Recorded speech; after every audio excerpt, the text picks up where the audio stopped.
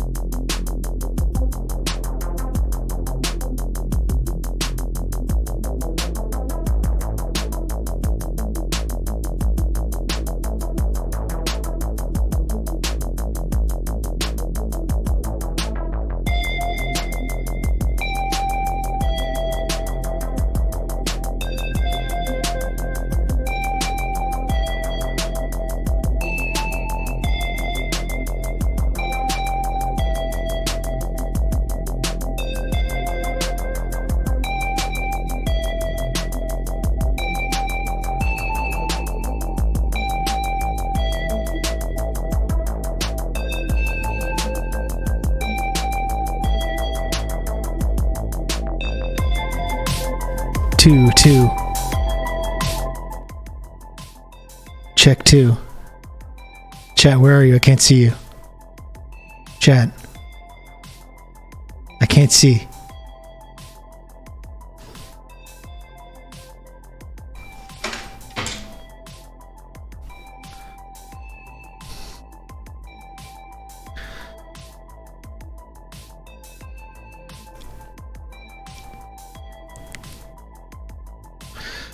What's up? What's up, folks? Hello, it's me. It's me.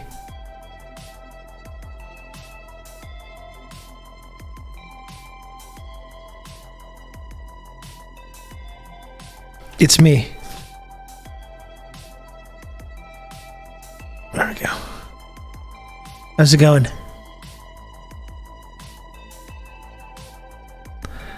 Call me Korn's opening song from Woodstock 1999 because my ass is blind.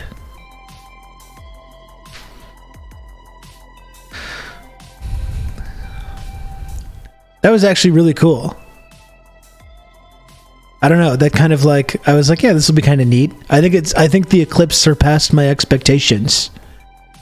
Was anyone else in the path of totality like me? I was in the path of full totality. Any other Eclipse enjoyers in the chat? Rye, thanks for the 4 months of tier 1. Thank you, Rye.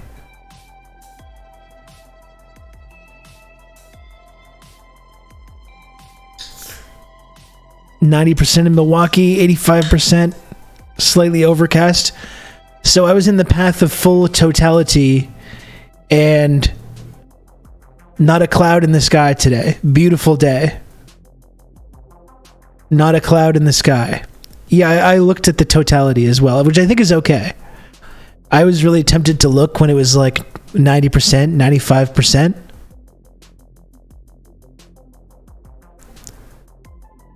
Yeah, the temperature. I feel like the temperature dropped even more. It was so eerie. The whole thing was so eerie. Just like the light in the 5 or 10 minutes or so before, it was so bizarre.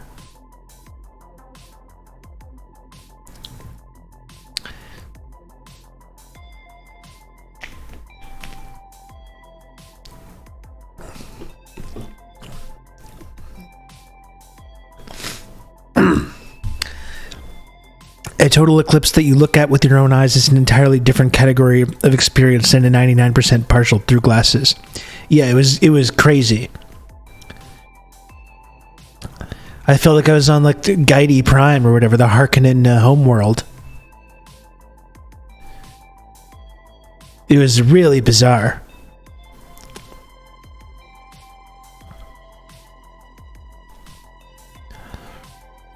I told my wife the gods are angry. I was thinking, yeah, like imagine if you were like some farmer in like 1500 BC, just minding your own business, and all of a sudden just everything gets cold and dark, and you just look up and it's like, the hell's going on? What the hell's this? That would really rewire your brain, I think.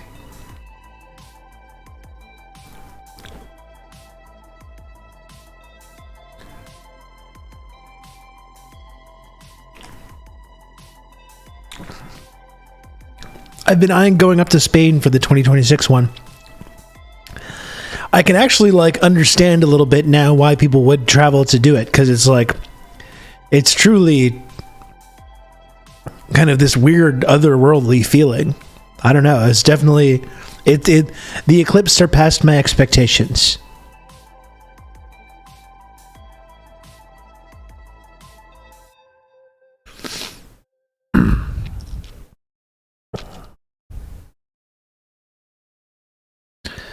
It was incredible. It was really cool. I tried to take a picture of it with my primitive phone camera lens. Couldn't do it.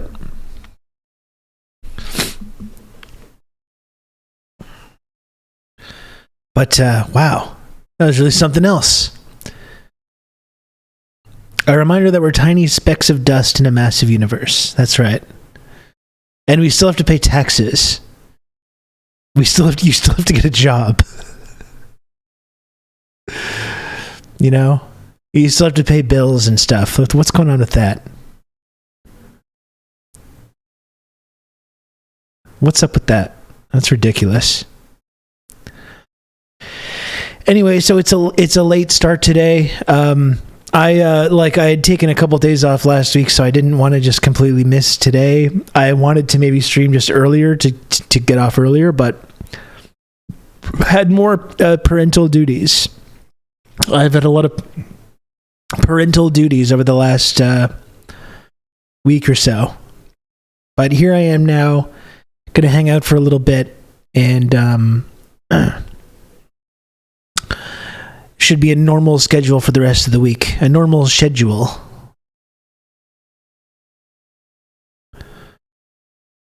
Should be just a normal schedule.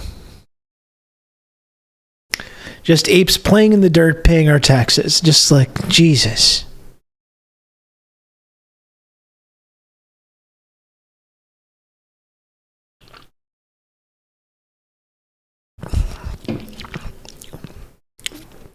That was really, I don't think, like,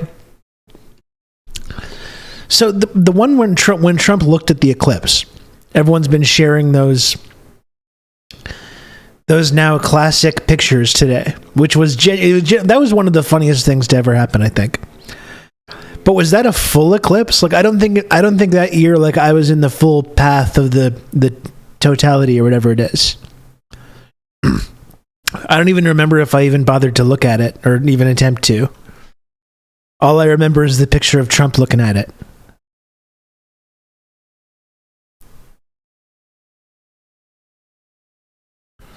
Not even close. That year we had the full path in Charlotte, so I reckon it was pretty close in DC. I mean, the whole thing of him looking at it, it's all bright still. You can still see all the sunlight, so. One of those, don't do it, and he has to do it. He just took a little glance. Just snuck a little glance.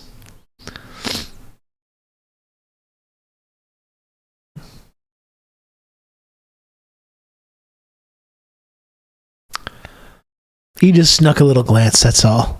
We all wanted to. That's a Trump. He doesn't have the thing in your brain that says, like, don't do that, you know? We all want to. We were all thinking about it. Because, like, I looked during the totality, but I was very tempted to look when it was like 90%, 85%. I was like, how bright can it be? How bright can it be? It's like 85% of the sun. But it's like, no, it's still pretty bright.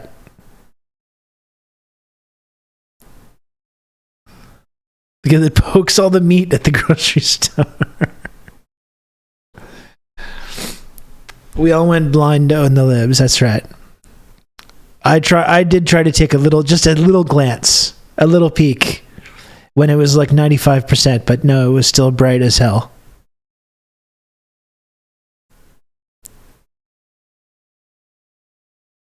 It's entirely possible Trump has a permanent imprint on his site from that and won't tell anyone. He would never admit it. Yeah, for sure. He would never, ever admit it. By the way, if there's anyone that's more deserving of a sub than Barfcast TV, I don't know who that would be. So if there's a kind and generous soul in the chat to please gift a sub to our friend Barfcast. Very few people have been more deserving of a TRRS gifted sub than Barfcast.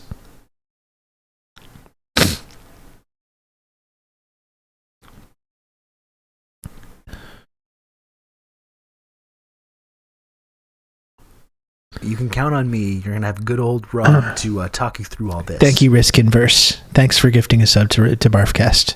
Very much appreciated.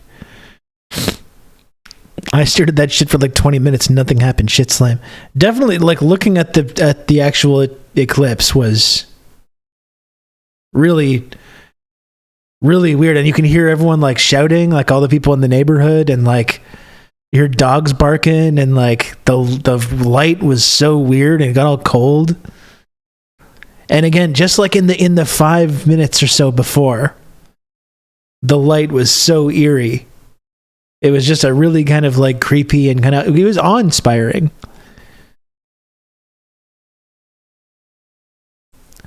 It was really awe-inspiring.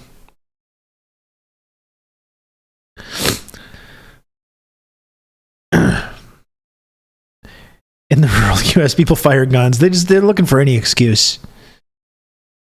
Yeah, you could see it getting darker by the second. It was so bizarre. My God.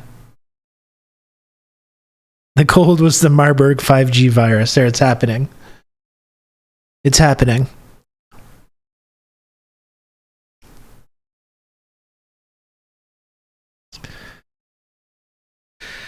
Take that moon.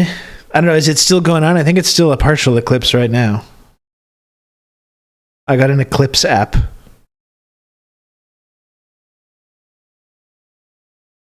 Yeah, I understand.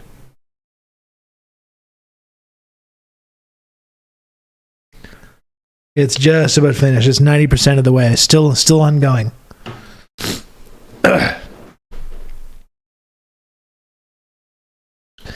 The moon is a statistical anomaly. Everything that had to happen to be in that exact position. Yeah, I mean, I was reading about like an astronomer talking about how it's basically just like a coincidence. It's like a crazy coincidence that the moon just happens to be the size that it is and happens to be the exact distance away to be able to cover up the sun like that.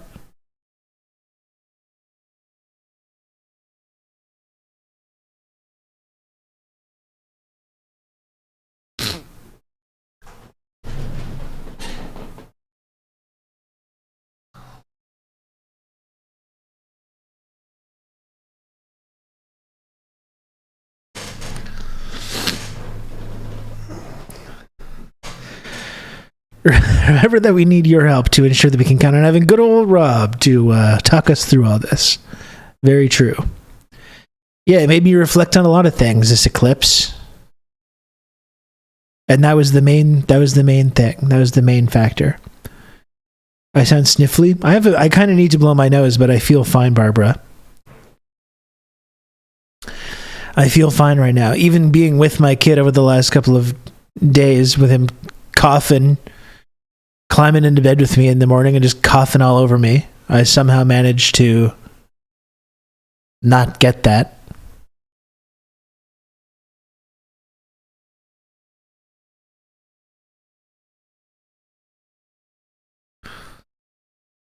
It's such a wild coincidence. People speculate the time to look for aliens is during one because it'd be like a galactic event. Yeah, I guess that's true. I mean, there's a lot of planets, though. There must be other planets that have eclipses. If it's enough of a coincidence to happen on this planet, then it happens in millions of other planets as well, right? What did everyone pick to sacrifice to the eclipse today?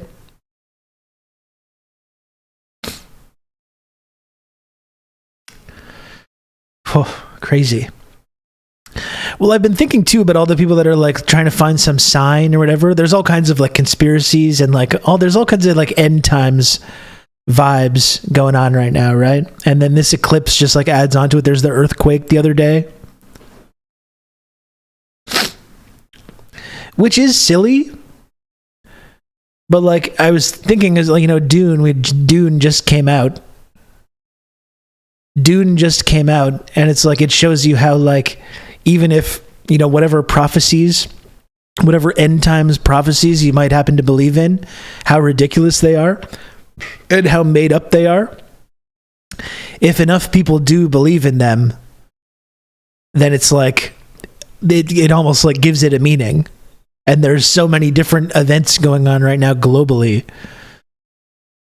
that have given us all this feeling that we're waiting for the other shoe to drop. So it's like, of course, you start seeing signs everywhere, right? You start seeing signs and omens everywhere.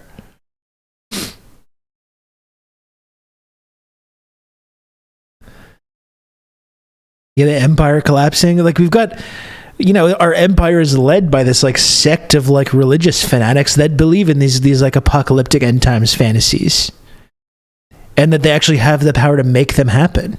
You know what I mean?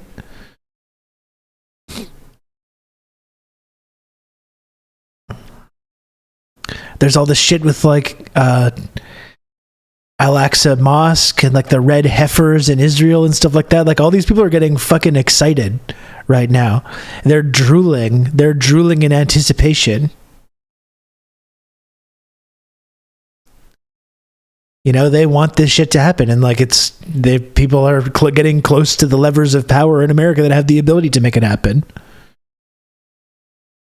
I often wonder if other empires were this stupid at their end, and I believe the answer is yes. I think so, yeah. I think it can get way dumber. I think that's one thing that we underestimate, isn't it? It can get way sillier. We've barely scratched the surface of the empire collapsing. We're still in the early stages. We're still in the early stages of empire collapse. It can get way sillier. The Raptors having a bad season, of course.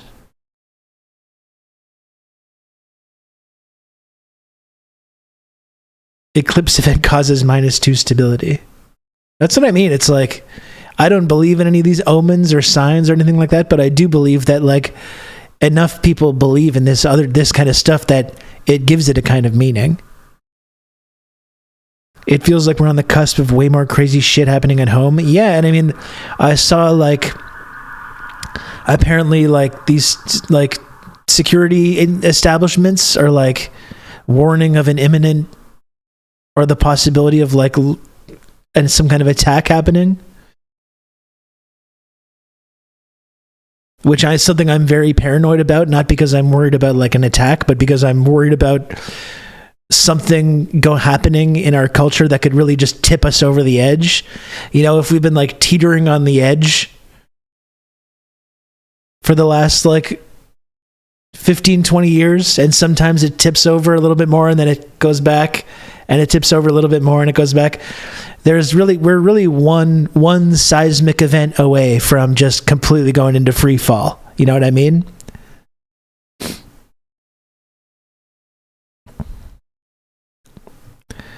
So that's something that I got to admit I'm a little worried about. So that's what I mean. Whenever everything feels like we're on this brink of collapse or brink of this kind of like apocalyptic change, you know, you start seeing these signs everywhere.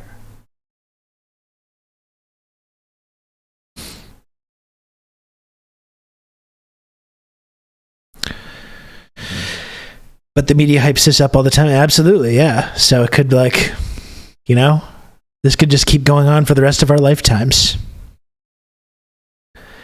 Taylor Swift's next album will be the trigger. I mean, it's hard not to imagine this next US election being a big domino, no matter what happens in it. Like if Biden wins again, people are going to lose it. If Trump wins, people are going to lose it. But I thought the 2020 election would tear America apart, and it didn't happen, you know, so who knows? GMO Radio, thanks for the 31 months tier 2. I didn't see Trae Young was speculating about that. I'm not sure. It was the best of times. It was the end of times. That's it. So that's what I mean. It's like, I don't believe you just start seeing these signs everywhere. You just start seeing, because we all have this feeling that we're on this verge of some big apocalyptic shift.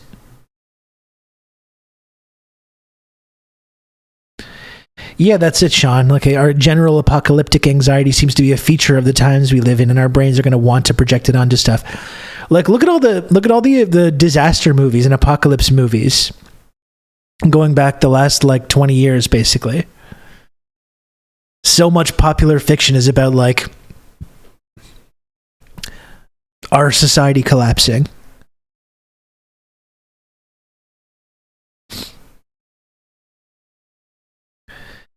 The Falcon isn't listening to the Falconer, okay, but we're bringing the Falcon back.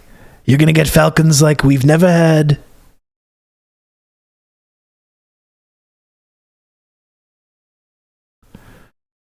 Oh, it's not all in our heads at all. I mean, we've been talking about this shit for 4 years now, Sean. You know what I mean? It's like, it's not in our heads at all. I've talked often about this feeling of waiting for the other shoe to drop. You know, I remember at the beginning of the pandemic. Do you remember that feeling? Remember that feeling at the beginning of the pandemic when it was all just kind of hitting? The stock market started crashing, and I was like, it's happening. It's happening. and pulled back from the brink. We were right on the brink, and we pulled back.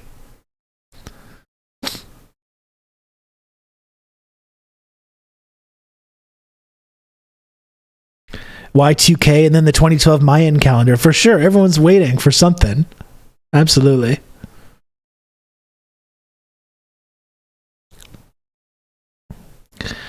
The most horrifying thing to imagine is that the world is just going to keep grinding on the same but worse. Absolutely, and I think that's a likely outcome. Like, we might live our entire lives with this kind of feeling of, is our empire collapsing? Are we right on the verge of like everything falling apart? We might live our entire lifetimes with that feeling.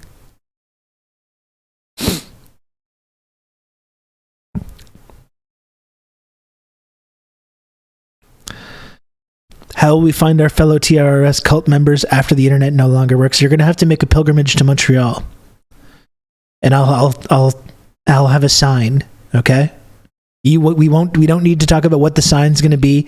When you get here, you'll know it. Okay, you'll know what the sign is when you get here. It's just like a big billboard in my face, like TRRS cultists this way. I'm making it sound like this big mysterious thing.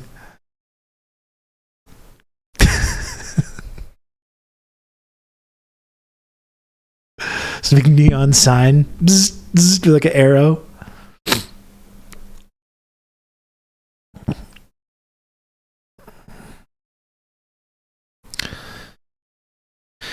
The guilt of what we're leaving to the next 7 generations. God, that's heavy.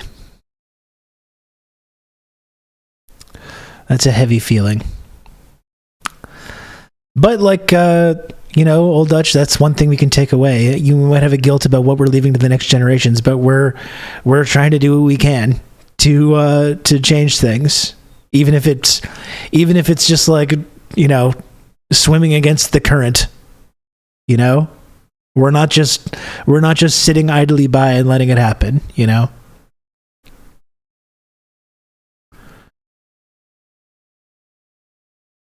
I took some cool pics of the shadows on the ground and yelled about it in the courtyard between my apartment buildings, and I got people to come and look at the cool shit. Very good.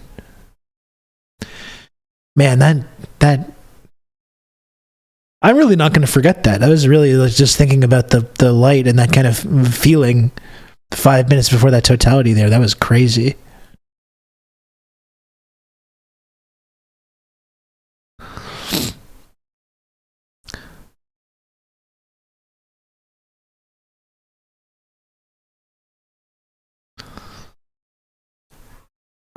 Just keep swimming and yelling stuff along the way. I mean, that's, like, what am I doing? I'm doing this. I'm just shouting. I'm one of those guys on the street corner shouting into a megaphone, except my megaphone is this microphone. There's very little difference. There's very little difference between me and the apocalyptic megaphone shouter. Is that doing anything? I don't know. Kinda. It's kinda doing something. It makes me feel like I'm doing something. Alex Jones in Waking Life, but good though. That's kind of my whole brand, isn't it? I dabble with the Alex Jones direction, but good though. I use that for good.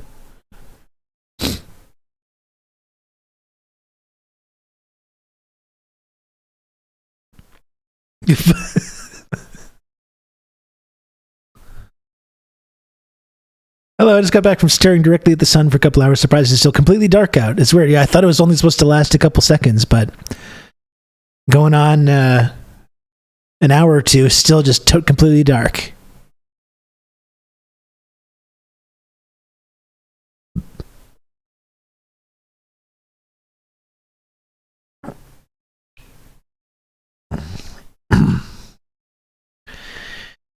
Yeah, Old Dutch, honestly, I like the stuff you've been sharing in the Discord about the pamphlets and the kind of mini papers you've been making is really, really cool. I definitely think there's something that we can become pamphlet people. We can become pamphlet people. That would be good. I love that for us.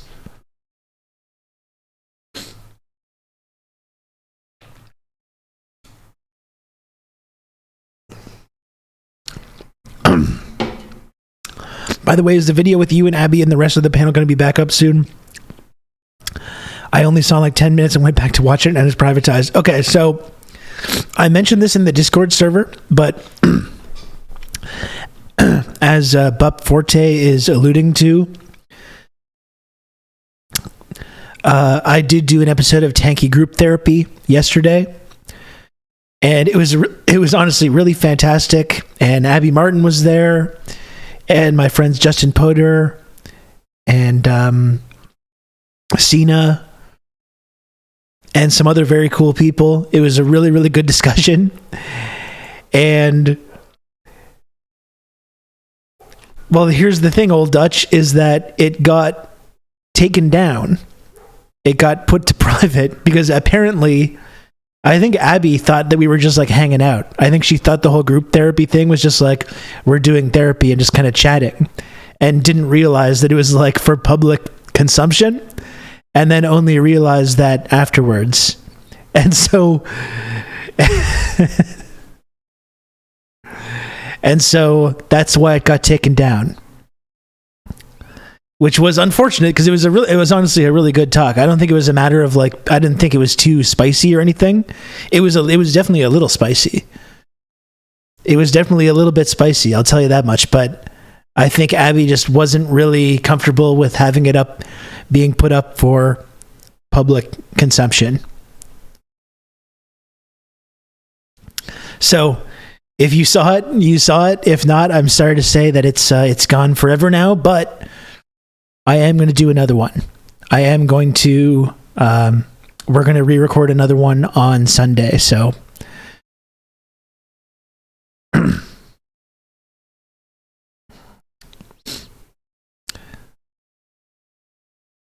it was really cool though. I mean, it was, I'm a little disappointed that it did get taken down, but again, I totally understand Abby as well. If she wasn't aware, I just wasn't comfortable with it. She's not comfortable, so.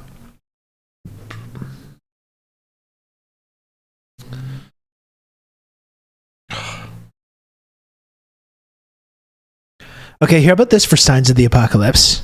How about this? I don't know if you can see this. I don't think you can. It's not even happening right now. For the last, 3 days, I'm getting this, muscle spasm right in here. And it keeps going and not major, but it's been going on for 3 days. I keep getting this little spasm here, and it doesn't seem to stop.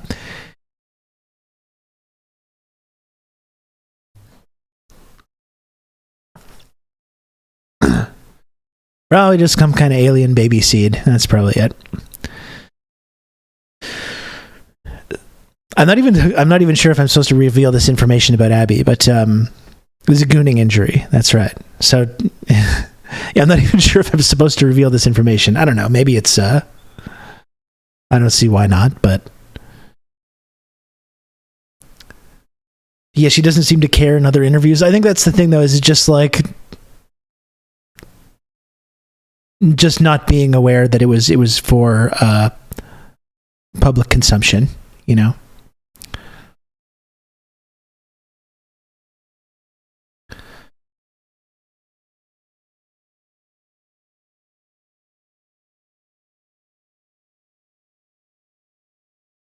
Anyway, we're gonna do another one, and I'll probably try and tag into those Tanky Group Therapy sessions in the future as well, because I really like that crew. Getting to know Justin and Cena a little bit over the past couple of years. I really enjoy spending time with and talking to those guys. And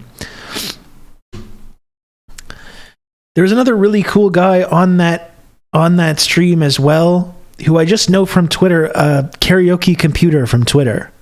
I didn't know his actual name. Karaoke Computer, though, he was really cool as well, though. He was also on there.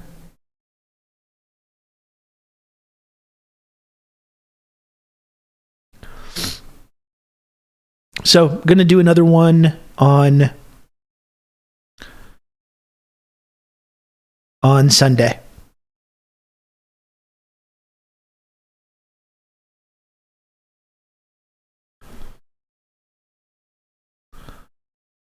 I hope no. I don't think they're going to edit. I think it's just. I think that was just a discussion. It happened. It was great.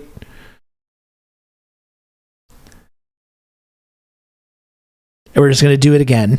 Novara now being brigaded by liberals for having Abby on. Well, I hope they fucking stick to their guns. You know?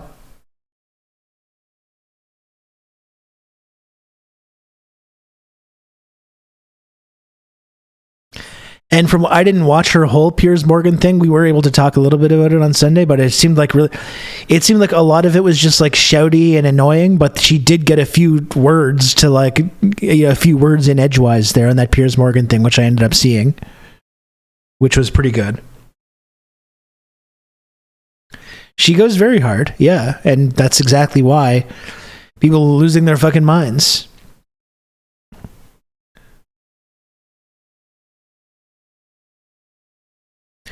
And like I gotta say, there's nothing more validating to me.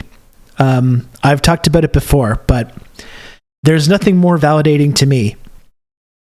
I don't come to any of this stuff, this independent media stuff from not my educational background. It's not my work background. This whole like platform, I've just kind of like created it from nothing, and a lot of luck and a lot of bullshit went into that. And the fact that I can be included in conversations with people like Abby and Justin and Sina and the people that are kind of involved with that crew is just like an unbelievably validating feeling for me, like that I'm doing something right. You know, that my voice gets to be included in these people that are so great and so brilliant, you know?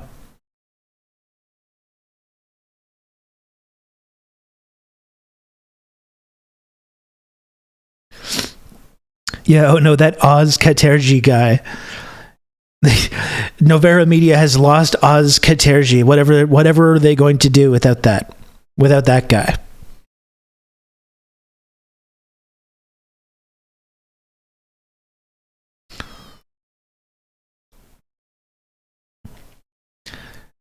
It's kind of crazy that I know who she is because of Joe Rogan and how opposite that guy's politics is from her. They are opposite, but Rogan, from what I've seen, has been better on like Gaza stuff. I think I shared a clip from Rogan when like Kid Rock was on there, basically calling for genocide, and used it to criticize Rogan. But I think he also did push back a little bit in that interview about that, and lately has been talking about the genocide that's going on. So at least some of the information that Abby shared with Joe Rogan penetrated his like thick fucking skull. I still don't think his politics are very good, but seems like some of that maybe managed to make some kind of impression on him.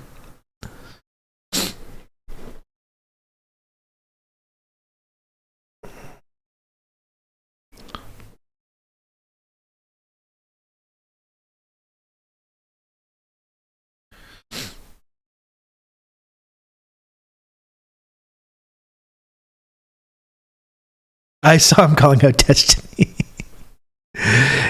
Man, Destiny has been just racking up L's lately. Can't say I feel too bad for the guy. Everyone's jumping in, though. Everyone's jumping in on it.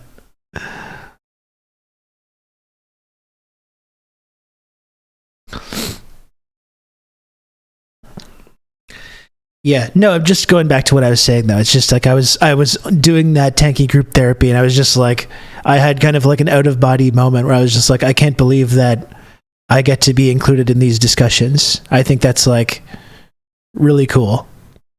That's something that I'm really proud of, honestly. The fact that people like Justin, Cena, Abby, that like they take me seriously and allow me to contribute to these discussions and you know, value the viewpoints that I have. I think that's really cool.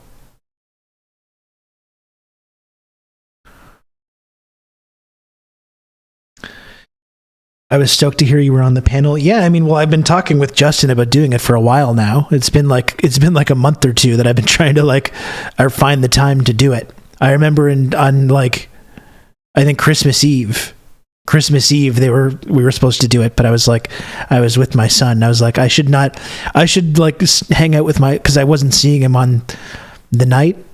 So I was like, I feel like I should spend some time with my son on Christmas Eve rather than do tanky group therapy. But no, it was good to eventually find the time to do it, and we will be doing it again on Sunday. I don't know if Abby's going to be there. I don't know if she's going to be there, but we will be doing it again on Sunday.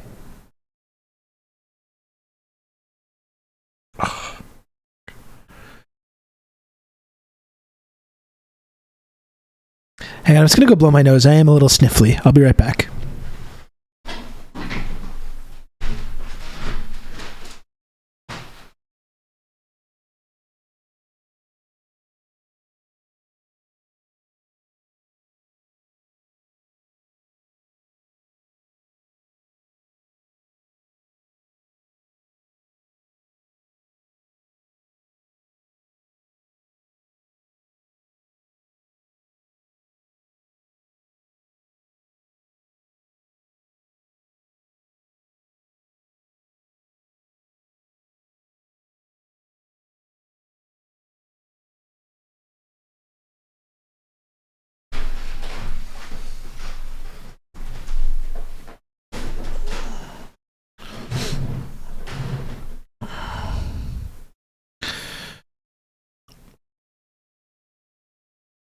I'm back.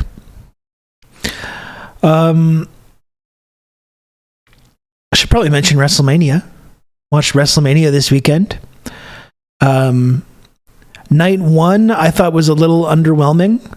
Some of us were watching it. It was a small community event.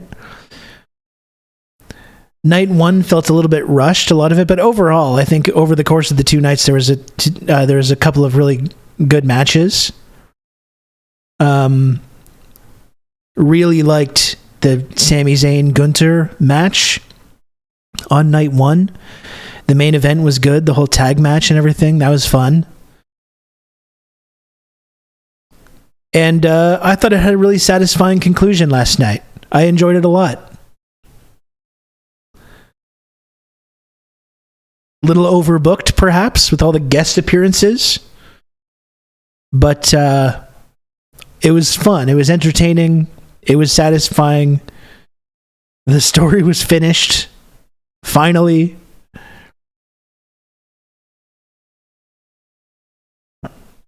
It would have been absolutely crazy if Cody had lost in the main event.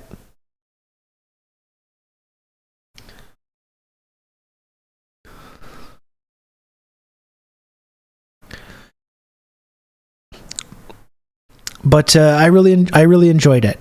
There's kind of a new era. It's exciting. Hang on, I got a hangnail. My finger's all bloody. Just one sec. Sorry.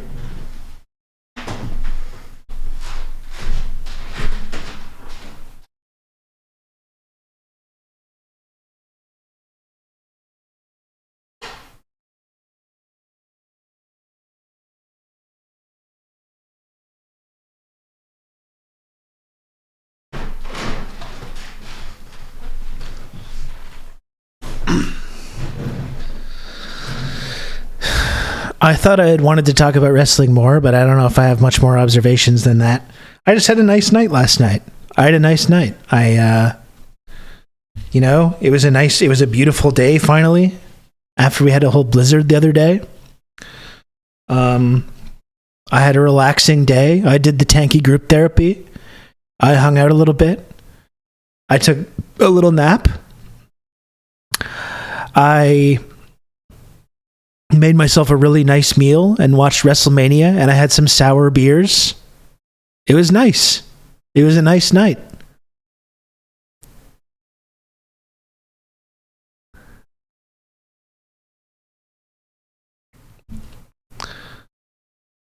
It was very enjoyable, and it was a really good event. Really liked that Io Sky and Bayley match as well. That was a really good match. I really liked that. I didn't catch the the Becky Lynch and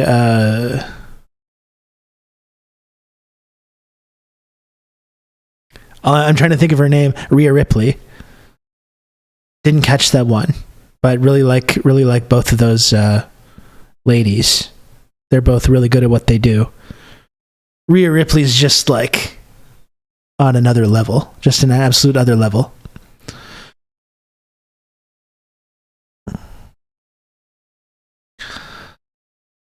Yeah, that Io Sky match was good. What else was there last night? I really didn't like the tag match. There was the 6-pack tag ladder match, which was just like, it had me turning into Jim Cornette, just like nowhere. 12 guys in the match. The match was probably like less than 15 minutes long. No time to like slow down or tell any kind of a story. It was just like the bell rings and immediately just start going to all the different spots that are planned out. These guys just killing themselves in this like throwaway match. Didn't love that. Liked a lot of the people that were involved in the match, but it just had nowhere. The whole night one, I was saying this like when we were watching it in the chat, but the whole night one just felt really rushed. Everything felt really rushed.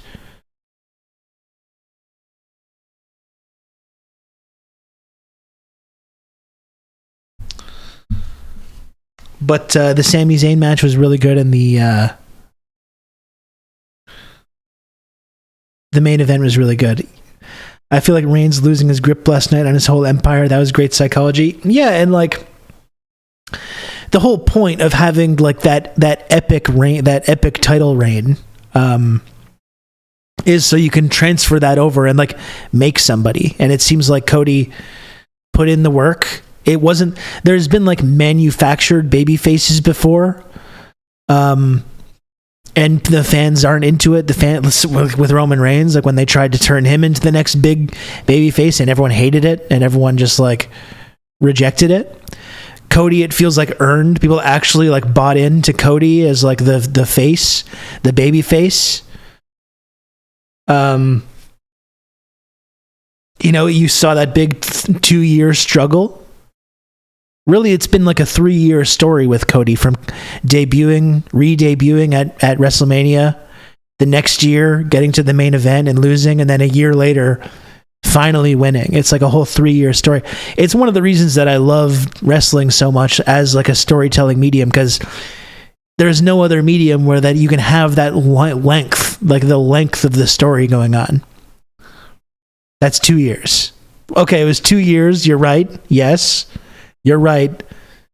3 WrestleManias, though. Obviously, I know that, Genki. Obviously, I know that that's just 2 years. Clearly.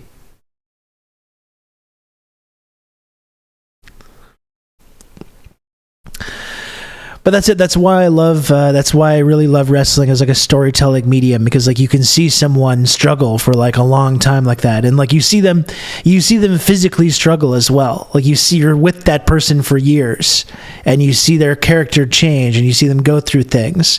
And with Cody, I mean, his whole story involved him leaving the company and going to do all these crazy things in New Japan and Ring of Honor and starting a whole other promotion. And then it's been this 2-year process of him getting to this point, you know? And you see these guys physically struggle, like this whole, his pec tearing off that time, and like, so it was just really satisfying for after 2 years, and like you see after this really long story, to have a kind of satisfactory conclusion to that.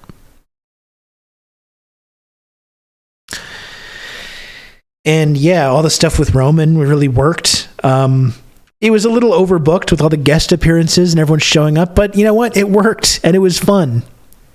The only thing that was missing was Steve Austin. Like the Undertaker showing up, there was a big pop for that, and that was a very satisfying moment.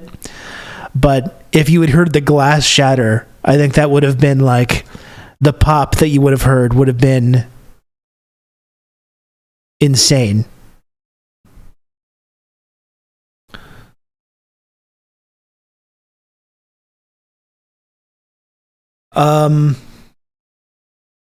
And what can you even say about Roman too? He's just been he's just been absolutely fantastic.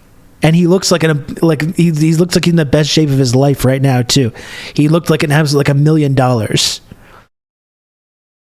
And yeah, what can you even say about him? How fucking great he is. And like Sean, you were talking about him. We just mentioned how they tried to kind of like artificially create him as like the next big kind of babyface character, and it didn't work. And he wasn't good at it.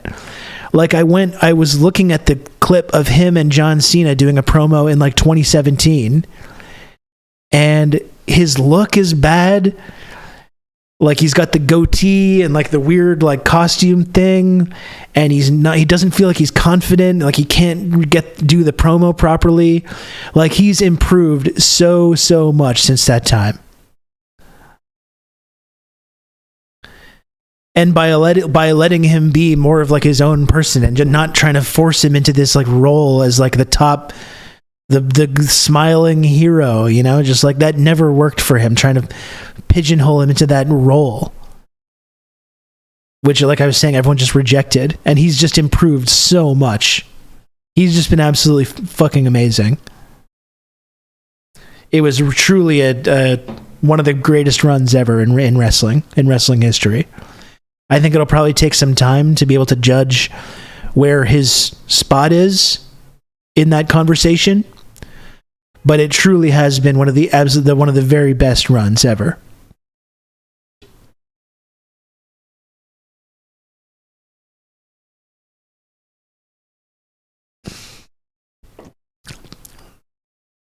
This is just so good. This is just unbelievably good. The cherry limeade. Yeah, Heyman really helped take him to the next level, definitely.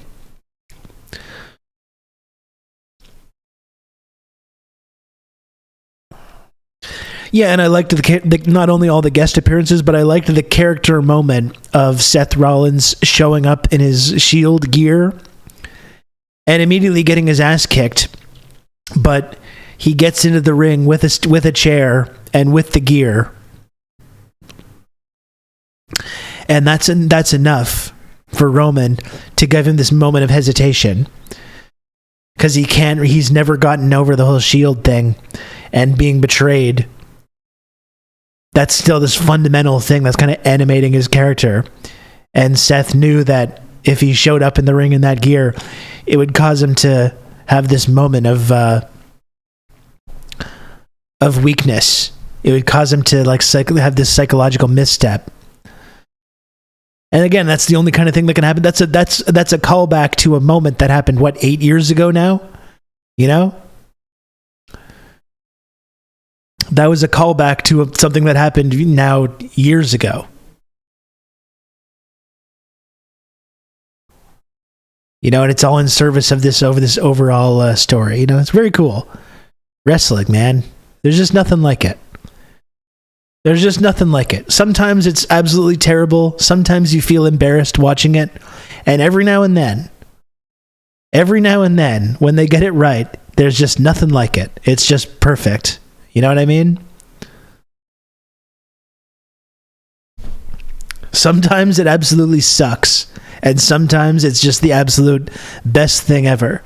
Sometimes it just delivers these cathartic moments of storytelling that can only ever exist in that medium.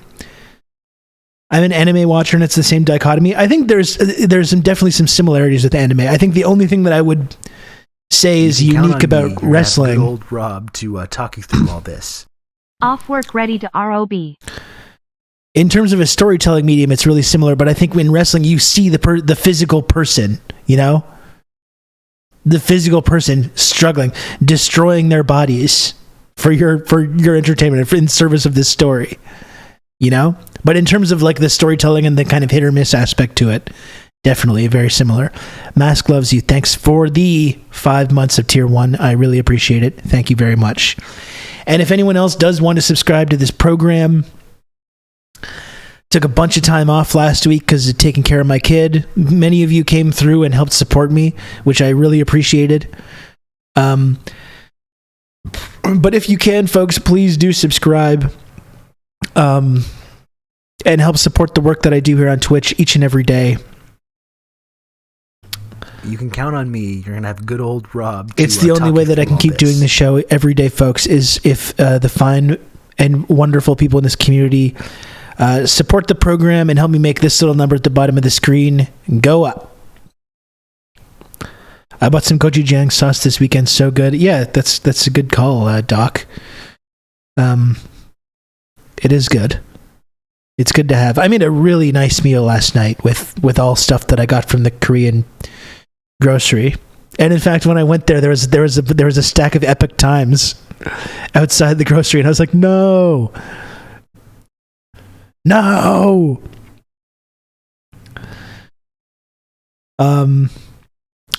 But I made last night. What did I have? It was like it was pork belly, green beans, kimchi, mushrooms, black oyster mushrooms, with some rice, with some soy sauce and oyster sauce, with some green onion and I got some sesame seeds on as well. That's one thing that I hadn't gotten. I got a big thing of like roasted sesame seeds. Throw that on there as well. Amazing. It was a really, really good dinner. It was really, really good. This is what I'm about, Doc. I've been reinventing myself over the last year or so. I'm reinventing myself, and making stuff like this is a big part of it.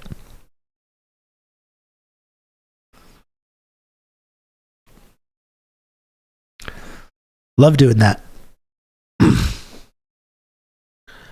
Robthany Bourdain is exactly. That's what they're calling me.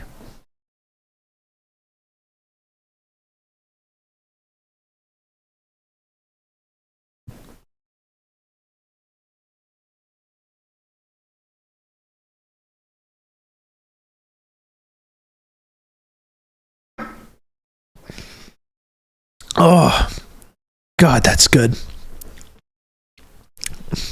Sorry, I can't not comment on it. I've been on the same tip. Good.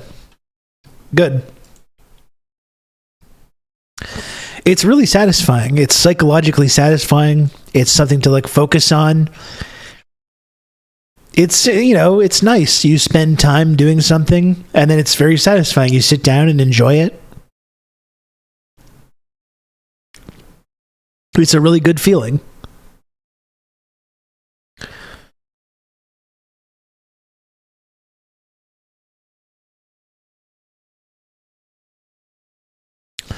I don't know what I'm going to do tonight. I've got a podcast in 2 hours. I'm not going to have a ton of time to make anything.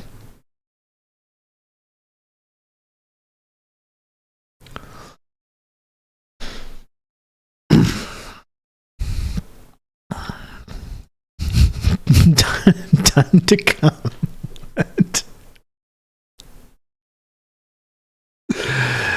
I mean, I don't even know if I have due time to even for that. I'm doing chicken thighs, sweet potato, broccoli, and rice tonight. Very good. That sounds fantastic.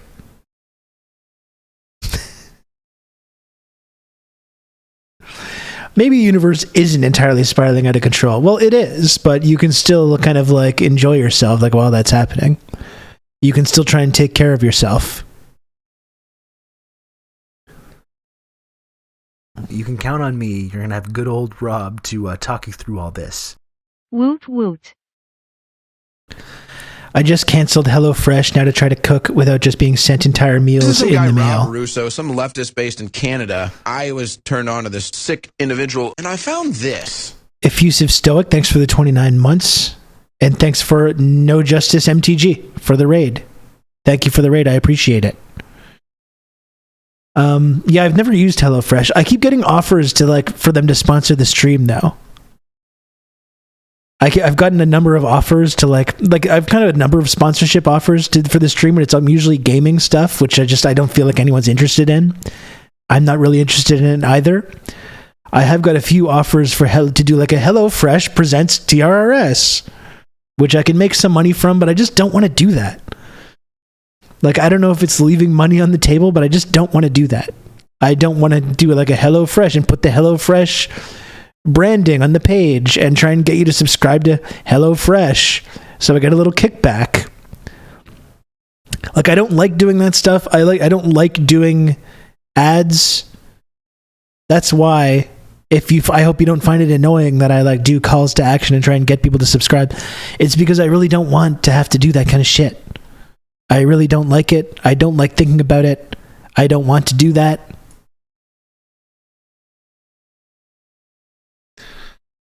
A sponsorship that none of us are interested in would probably be best. You get the money and we don't get the capitalist manipulation. Well, I think for the gaming stuff, you have to actually like play the game though.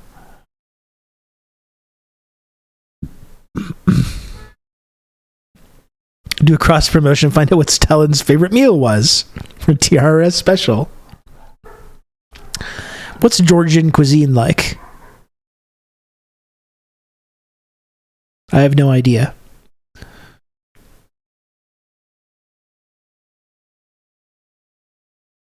Yeah, borscht, potatoes, maybe some kind of pierogies, or some kind of regional variant of that.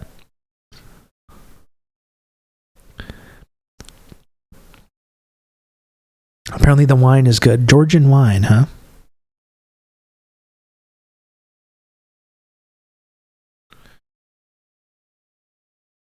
It's the Morton. Thank you for the follow.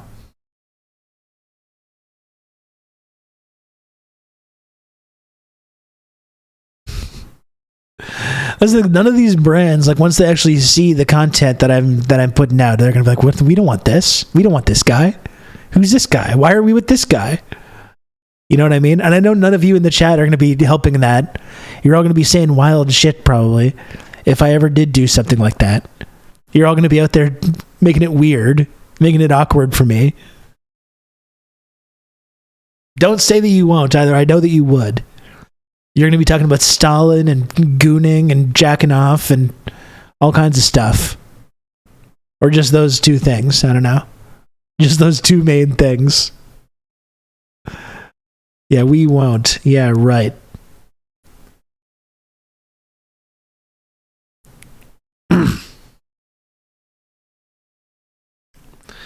I don't know. I just don't like, honestly, I just don't want to do that stuff. I really just would prefer not to. I really would prefer not to do it.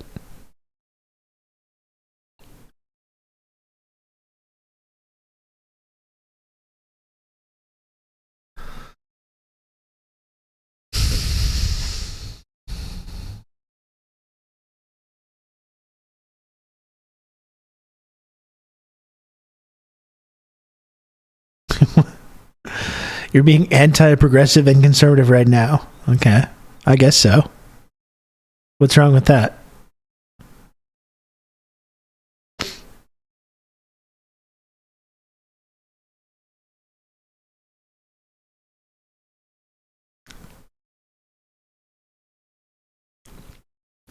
Will the cash trickle down with the clout? That's not. I mean, it's primarily a trickle down clout system. Unfortunately, at this time, if I get to like Hassan levels or even like Central Committee levels, we'll see. Talk to me then. As of now, I'm barely scraping by. So that unfortunately cannot trickle down, and it probably will not for some time. A hearty HelloFresh meal after a goon sesh. There's nothing.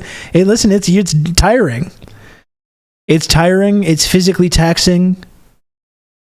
You get dehydrated because of the loss of fluids. You need to replenish.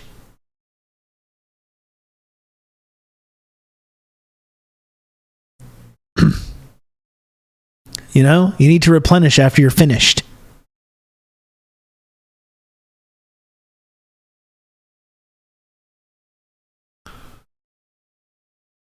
Gooning all morning, streaming all afternoon, HelloFresh in the evening. It sounds like a reggae song or something. Oh goodness, Plunger Man. Plunger Man, thank you for the $42. Is that $42? No adverts, please. Plunger Man, thank you so much. That's very kind of you. My goodness.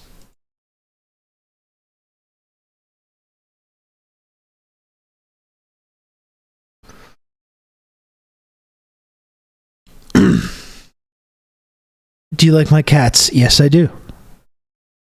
Yes, I do, Martin. Those are some good tiny little images. I'll tell you that much. The true Cooners have an IV drip. That's next level. That's next level gooning.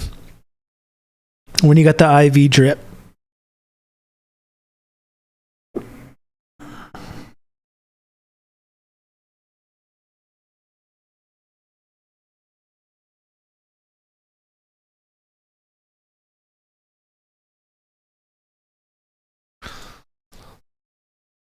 You can count on me. You're going to have good An old IV drip of Rob just to, like talk you fluids, through all so you're this. not dehydrated. I lived through the eclipse. Hell yeah, Red Scary. Thanks so much for 39 months and for all the support. Did you look at the eclipse? Were you in the path of totality? Red Scary? I was in the path of totality, and it was really something else.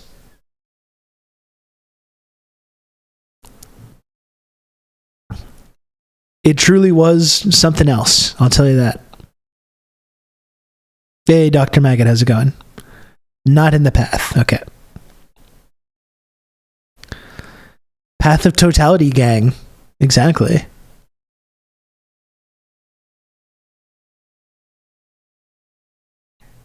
It got kind of dark outside my office window, and I thought it was going to rain. That's such a depressing way to observe that.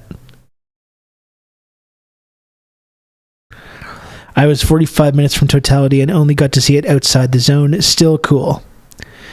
Yeah, I was in the path as well. It was honestly like unbelievable. Just this big floating black orb, and everything got super dark. It was cold. Dogs were barking. All the animals were wilding out.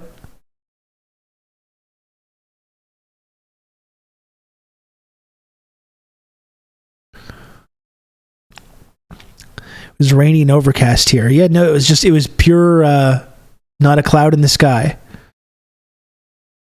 Not a cloud in the sky. Beautiful day here. And 100% totality. Very cool.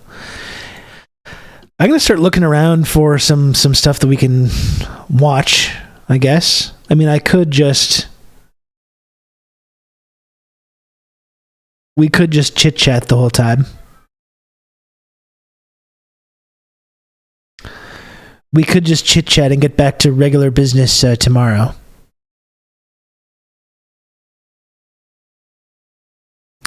Where I live, I'm used to being forbidden from witnessing astronomic events. Why are you forbidden? Atlanta was in the path of totality. A few years ago, it was sick. It was sick. It was sick. Look who decided to work. Lodane, I'm always working. I'm always hustling.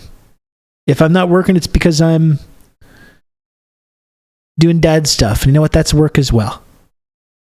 That's work as well. It's a lot of work, actually. I'm very tired.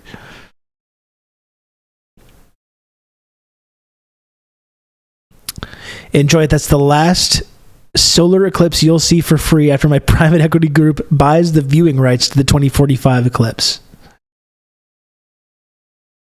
Exactly. If you view for longer than 30 seconds, you have complimentary 30 seconds of viewing of the eclipse. Then you got to look at an ad. You got to look at an ad for like crypto or something for 30 seconds. And then you get another 30 seconds of viewing.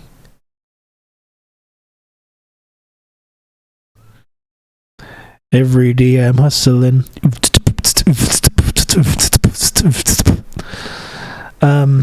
It's true.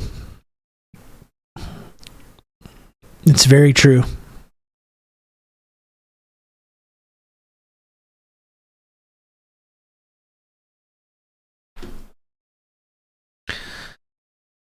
I am a little bit hungry. I have stuff to make. Like I said, I'm not going to have a ton of time. I've been getting way too much delivery food lately. Like I've been out of control. I've been out of control with the delivery food lately. It's been not good. And even on WrestleMania night 1, I was like, I'm not going to order. I've been going too hard. I've been getting too much delivery. I'm going to cook something. And then on WrestleMania night 1, it's so tempting. It's so fucking tempting to just open the app, and it's just like I'm just a few little screen touches away from a delicious meal. And no dishes and no cooking. Refinancing. I'm putting my sandwiches on layaway.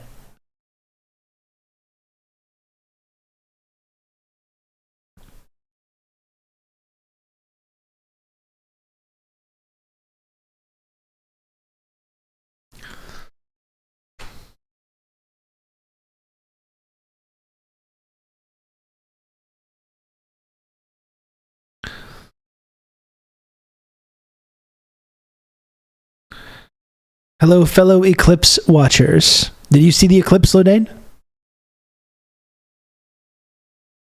I love that the grocery store will ask if you need an installment plan these days. In Canada, the grocery stores are starting to do healthcare as well. That's what's going to replace our public health system. We're going to let the grocery barons handle it. What could go wrong?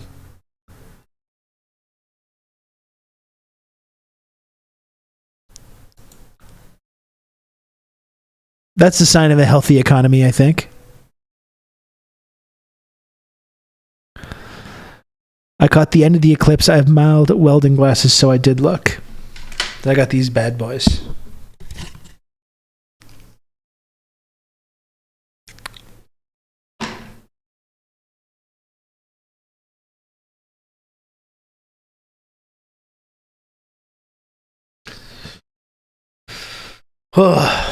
The eclipse was dope.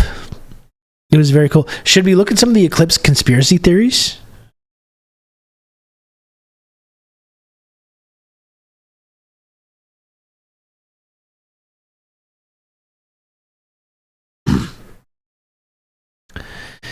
Did you go blind after looking at the sun? How many fingers am I holding up?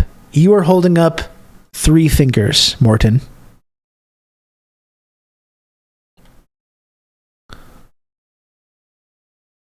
I can see just fine.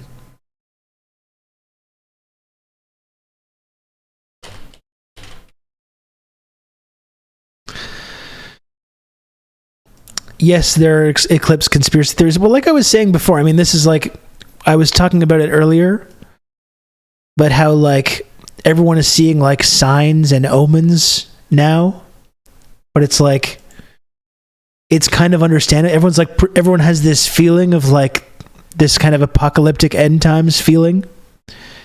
And some of us have had this for some time now. And you start projecting this kind of like anxiety you have onto events going on in the world.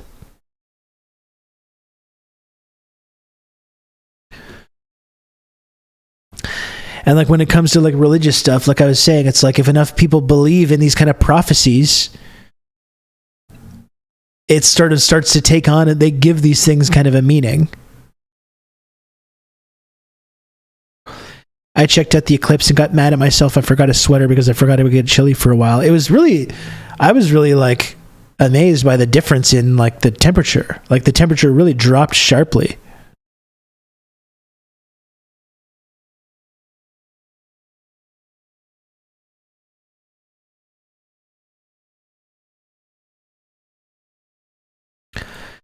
And I will never forget that the light, it was so eerie, like the 5 minutes before totality. It was just bizarre.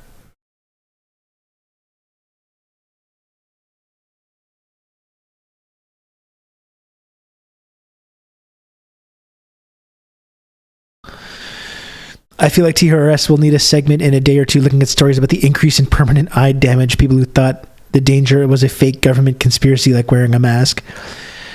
I mean, it did seem like the eclipse became like a culture war thing, amazingly. Like everything. That's the only way we're capable of talking about anything is through this culture war lens.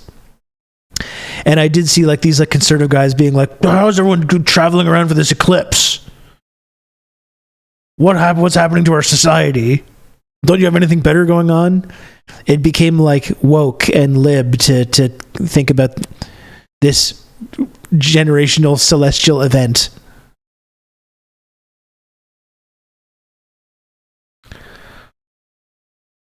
I watched from home, so I did not notice the temp drop, but it was a clear sky, so a perfect day to get the full experience. Yeah, it was really incredible, honestly, here in Montreal. Just not a cloud in the sky.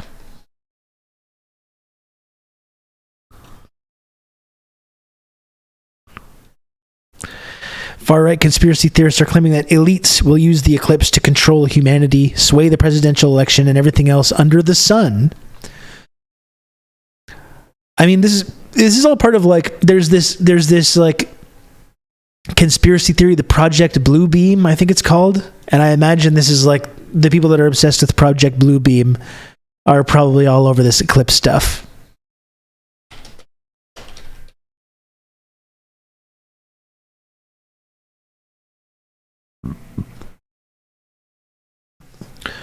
If you're not familiar, Project Bluebeam is this like it's this like conspiracy theory that are like the globalists, ruling class, or whoever it is. I don't want to say ruling class because these people don't have any kind of class analysis because they're morons. A lot of the people that like are into this kind of stuff, but they believe that there's going to be like some kind of like it's like a false flag global celestial event. It's either aliens coming back or Jesus coming back, or that like the globalists are going to kind of stage some kind of like holographic hoax in an effort to control humanity or something along those lines. So I imagine there's a lot of crossover here.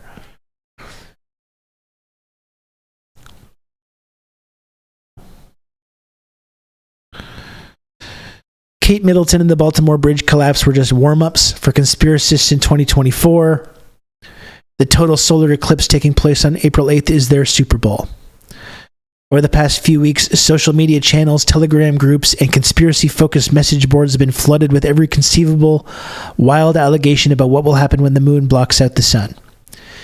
The rare astronomical event has proved incredibly fertile ground for conspiracists to express their wildest fantasies, and they've theorized about everything from the end of the world to the secret deployment of balloons to poison the population, to occult rituals. I'm sure there were some occult rituals going on. And even the imposition of martial law to usher in a new world order.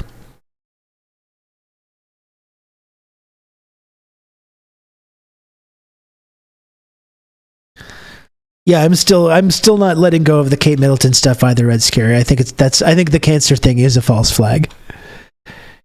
That was all just like, what's the one thing that we can say that's going to make people feel bad about themselves for speculating on this? Luckily, I will never feel bad about myself for speculating on anything involving the royal family, so it didn't work on me. I'm immune to propaganda in this case.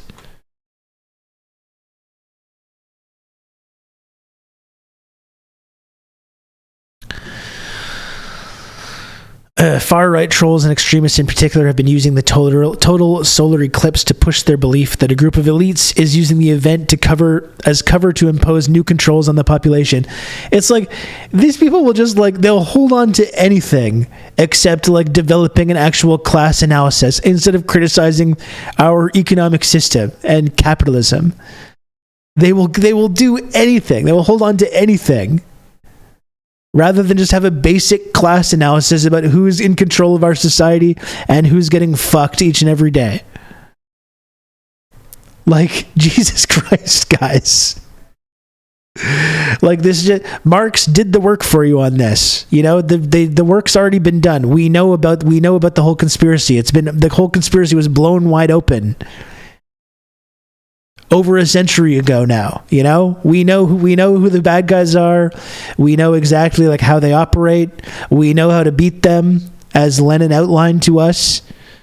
These people will do anything except just looking at the actual kind of class analysis or Marxist analysis. And the very people, right? The very people, the elites, the globalists, the people that they claim to be against, these very people are like, don't ever read Marx, don't ever read Lenin, don't ever read Lenin. Communism is the worst thing that ever happened. 100 bajillion people killed. And these people believe it. They believe it. You know? It's like the globalists are the ones telling you not to read Marx. Why are you listening to them now? That's the one thing you listen to them on? Really? Why do you think they're telling you not to read Marx? It's because that's how we get them, you know? That's how we understand everything, how we're being fucked exactly. The very people, the globalist, a central part of the globalist agenda is demonizing socialism, demonizing Marx, not allowing you to have access to that information. That's the globalist agenda. But they're like, no, they're actually right about this one. They're right about this. And in fact, they've told themselves that the globalists are Marxists, which is just stupid. These are just stupid people.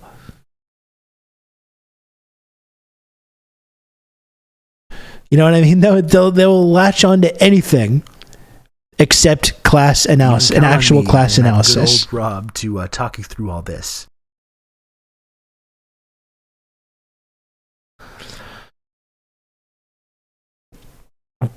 The theory has been promoted by figures including disgraced former National Security Advisor Michael Flynn and Sandy Hook shooting conspiracist Alex Jones, who in recent weeks has posted numerous videos and comments about it on his X account, racking up millions of views. Major events surrounding the April 8th solar eclipse, Jones wrote. Masonic rituals planned worldwide to usher in New World Order.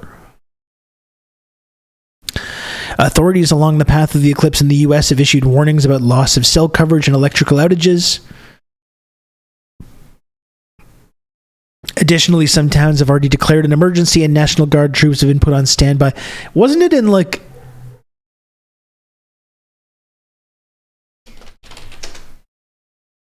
in Arkansas? Sarah Huckabee Sanders, she didn't she institute a state of emergency because of the eclipse? Thanks, Diego, for the gifted sub as well. Thank you, Diego. My cousin posted a meme of Trump dancing on the back of a giant eagle with text that said, "Watch out, Marxists," and 100% my cousin does not know what a Marxist is. No, your cousin thinks a Marxist is Joe Biden. He thinks Joe Biden is a radical Marxist.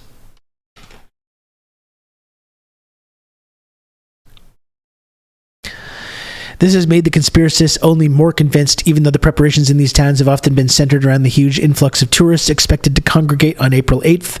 For those deep in conspiracy land, the context doesn't matter. I think it's another test. One user of the far-right message board known as The Donald wrote this week. See how many follow orders and how close they are to declare martial law without a fight. On Telegram, one well-known conspiracy influencer known as the Health Ranger, who has 75,000 subscribers, wrote that the eclipse sure would be the perfect cover story if our terrorist government wanted to take down the power grid and cause mass chaos while blocking all citizen communications. Kind of convenient if you want to declare martial law and unleash a dictatorship before Trump can win in November. By the way, all these people as well are because there's talk of like bird flu. The idea of bird flu becoming the next big pandemic, which would be absolutely terrifying because it would be more deadly than COVID. And when you go to any tweet about bird flu, I saw one from like Raw Alerts the other day about bird flu, and it's all of the comments are people being like, "Do not comply, do not comply." Oh, another pandemic right before it's weird how these pandemics happen every 4 years now. Do not comply with any. So it's like, oh, we're fucked. We're completely fucked if there's another pandemic. Completely fucked. You know? These people are now convinced that any public health measures whatsoever are part of the globalist agenda to control them.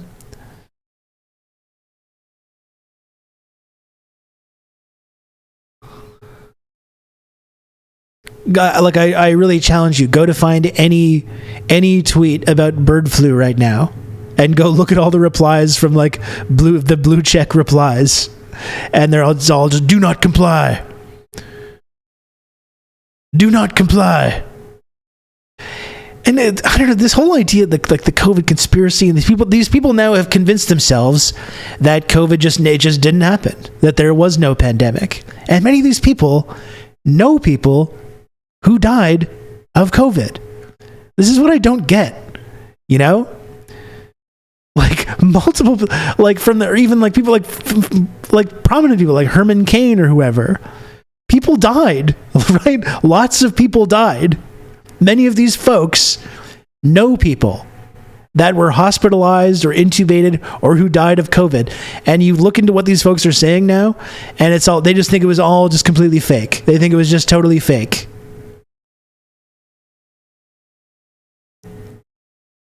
That's amazing to me, you know? My social media posts have been getting very low engagement since the eclipse. Very interesting, exactly. Why are none of my posts going viral? Why don't my grandkids ever since the eclipse, my grandkids have been ignoring me, but also before that as well.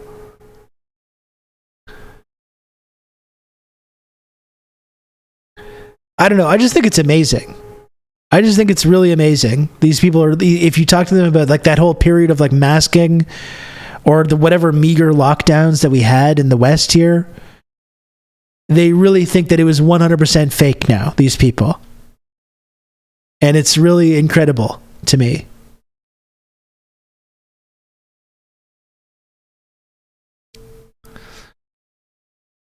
There are a dozen examples being shared online, but among the most quoted involve the fact that the European Organization for Nuclear Research, or CERN, will be firing up the Large Hadron Collider on that day for the first time in 2 years. Many online are linking the celestial event to the restart of the device that more than a decade ago found the Higgs boson, which many misleadingly labeled the God particle. If that wasn't enough, NASA is launching 3 satellites as part of its atmospheric perturbations around Eclipse Path mission. Unfortunately for NASA, Apep is also the name of an ancient Egyptian snake god associated with darkness and destruction. A coincidence that conspiracists have decided is relevant. A celestial body known as the Devil's Comet will also be visible to the naked eye during the eclipse.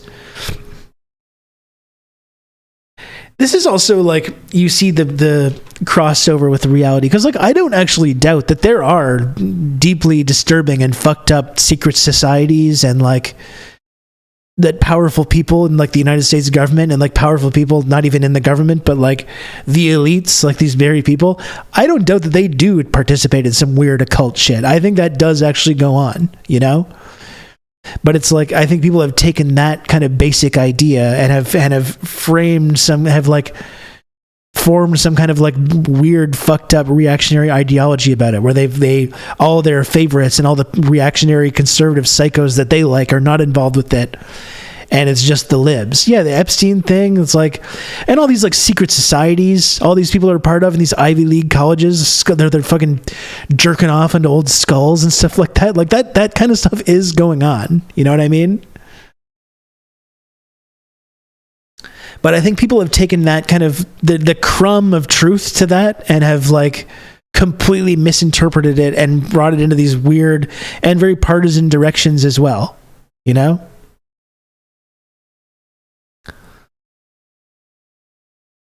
Think about it, sheeples. The same people warning you not to look directly at the eclipse are the same people who wanted you to get vaccinated. I mean, like, you joke, kill panic, but like people are actually saying that. Like, that's word for word what some people are saying here.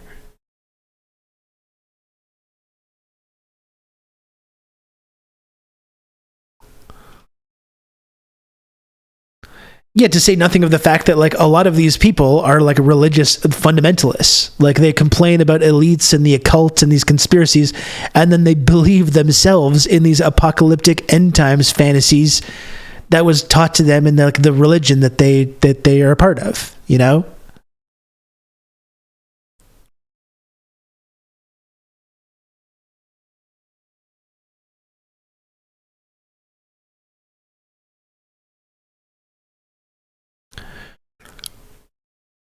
And this is what goes into like the red heifers in Israel. I saw someone from Daily Wire tweeting about the red heifers in Israel, which is like another kind of like end times prophecy.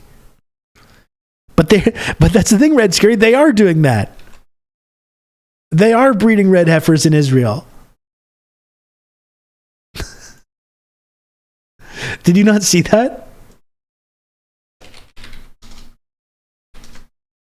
Let me see if I can find the tweet.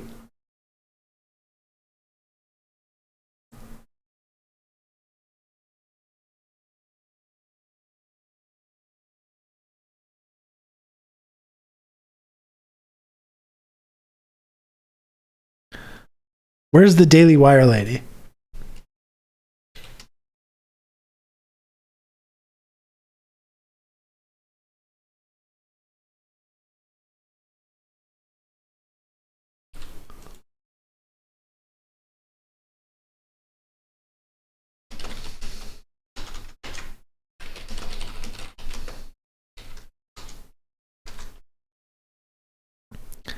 This is like the next part of this whole article that we're looking at here.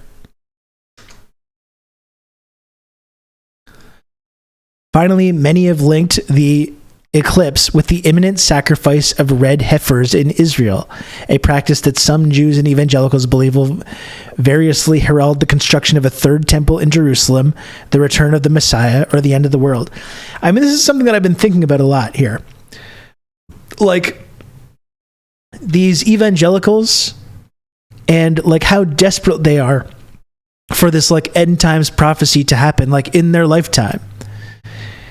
And I was thinking about the ways that like obviously all these prophecies are absurd and ridiculous and this superstitious nonsense, but if enough people believe in this shit, they're going to start finding the signs everywhere. And like, you got to wonder, like a lot of these people are like, they're waiting for the second coming. Like that's their whole, and they want it to happen in their lifetimes. And you got to wonder if some of these people, especially if like material conditions continue to decline, if they're going to start latching onto that. And if they're going to will that into existence. Like I genuinely think that's something that we might be seeing. Because it's a whole planet of Stilgars. Exactly. They want it to happen in their lifetime. They want to see the prophecy. They want to see the prophecy fulfill itself in their lifetime.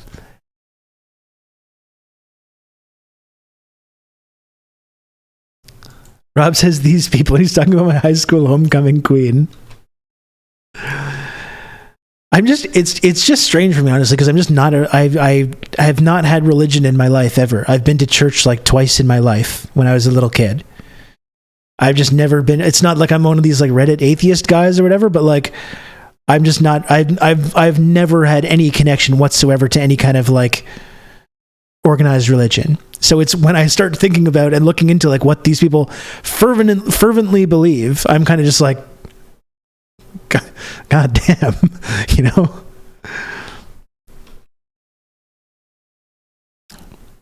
Red heifers from Texas have arrived in Israel where they will be sacrificed during the solar eclipse.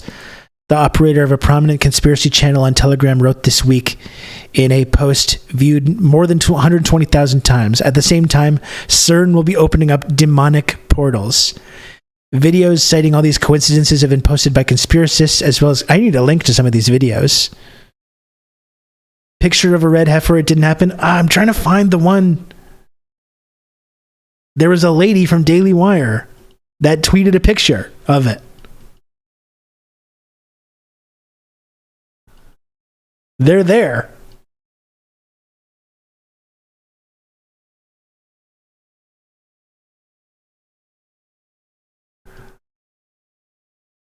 I don't know if she deleted it.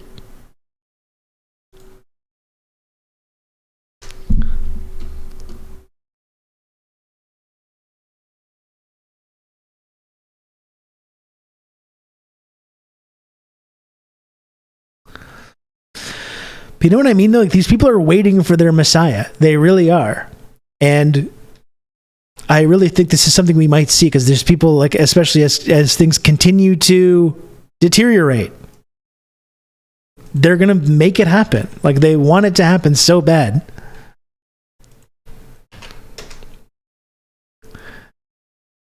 In a West Bank settlement, Israel's tend red cows and plan the third temple. So there's Israeli extremists that are into this shit, and there's evangelicals that love this shit. And these people very well might be taking over the U.S. government in about... This is some guy, Rob Russo, some leftist 7 months based in Canada. from now. I was turned on to this sick individual, and I found this.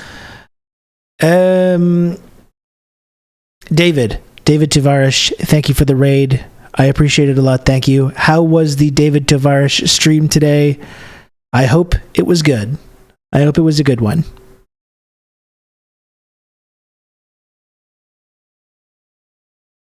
I'm Rob. It's nice to see you. It's nice to have you. Please do smash the follow button if you can. If you're not familiar with me already, or even if you are, or if you're not, do it anyways. If and when the third temple is built and nothing happens, what do you think the goalposts will be moved to? I think they're going to choose some random fuck as their messiah, and probably enough people will believe it. You know, some random dude. To say nothing of the fact that, like, you know, there's people that want World War III to start. They want to nuke Iran. And this is they not only want to nuke Iran for geopolitical reasons, but for these religious fundamentalist reasons as well. It is a literal death cult. It is. Anyway, we're just looking at some of these wacky end times conspiracy theories that the Eclipse has really promoted. And we got to find a video on here as well. Good old Rob to talk you through all this. +1 TRRS clout, please. It's kind of stilted. Bert Hampson. Bert Handsome. Thanks for the 10 months, tier 1. Jesus. Thank you, Bert. I appreciate it. I gotta find one of these videos. They're not linking to enough of these videos here.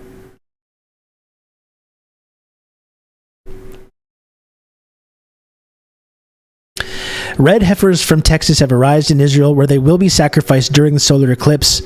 Operator of a prominent conspiracy channel on Telegram. At the same time, CERN opening up demonic portals. Videos citing all these coincidences have been posted by conspiracists, as well as many Christian evangelical pastors and churches, and have amassed millions of views on YouTube, Instagram, and TikTok in recent weeks. There are many indications that the total eclipse in America on Monday is the start of something big, a renowned UK-based QAnon promoter told his Substack subscribers in an email on Thursday.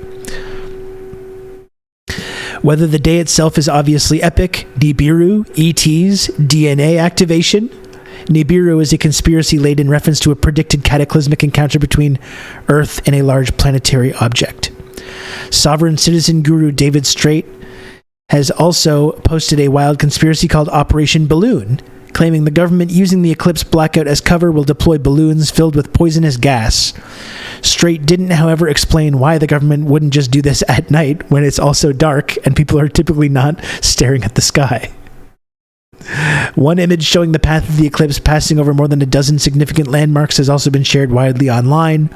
Among the landmarks are the birthplaces of former President Bill Clinton and former Vice President Mike Pence, the site of the train derailment in East Palestine, Ohio, the site of the 1993 massacre in Waco, Texas, and the location of former President John F. Kennedy's assassination.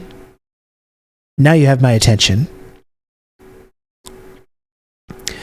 As one UK-based dyed-in-the-wool conspiracist wrote on X last weekend in a post that has been viewed 7.7 million times, that's a hell of a lot of coincidences right there.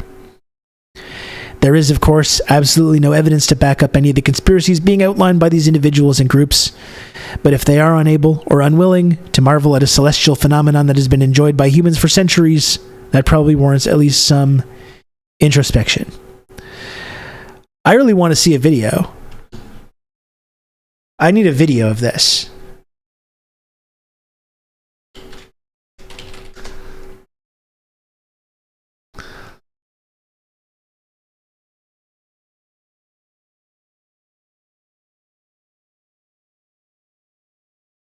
I need one of these wild conspiracy videos here.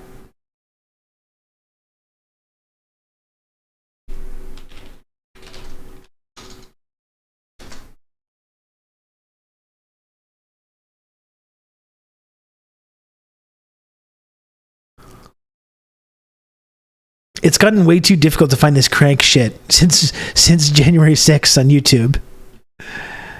Finding this crank shit is so much more difficult now once they became culpable in the half-assed effort to overthrow the United States government.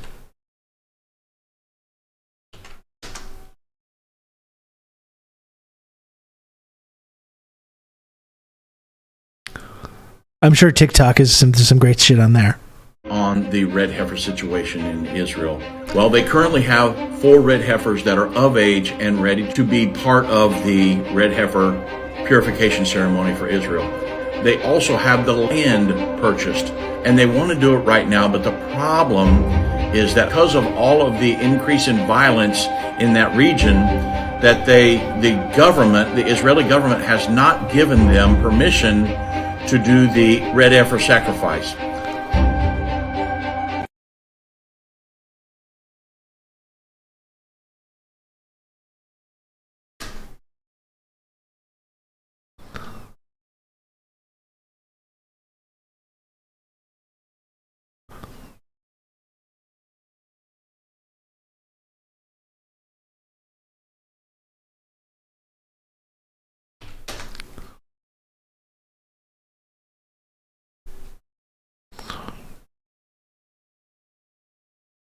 Mind The solar menace. eclipse might be the beginning of the end.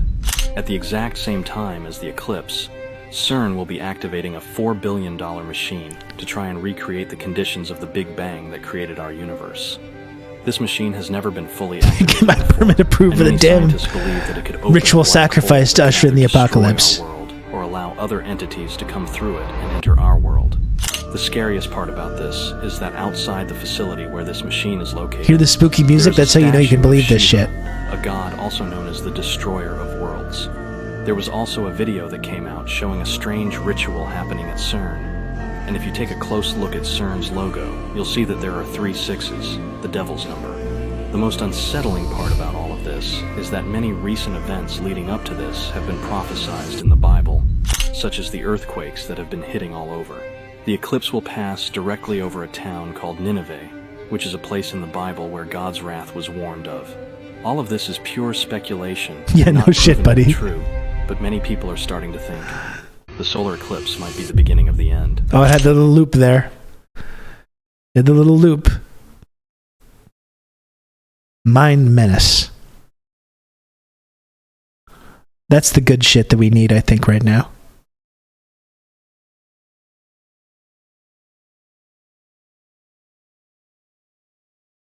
$6.8 million views. Is this the same thing? The solar eclipse might be the beginning of the end.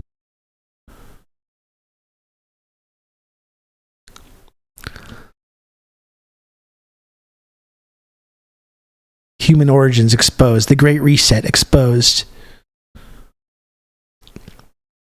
The Black Knight satellite.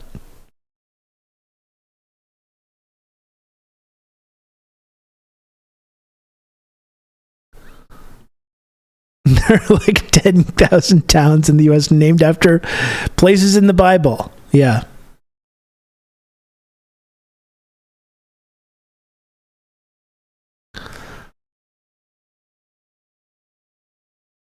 CERN ritual sacrifice.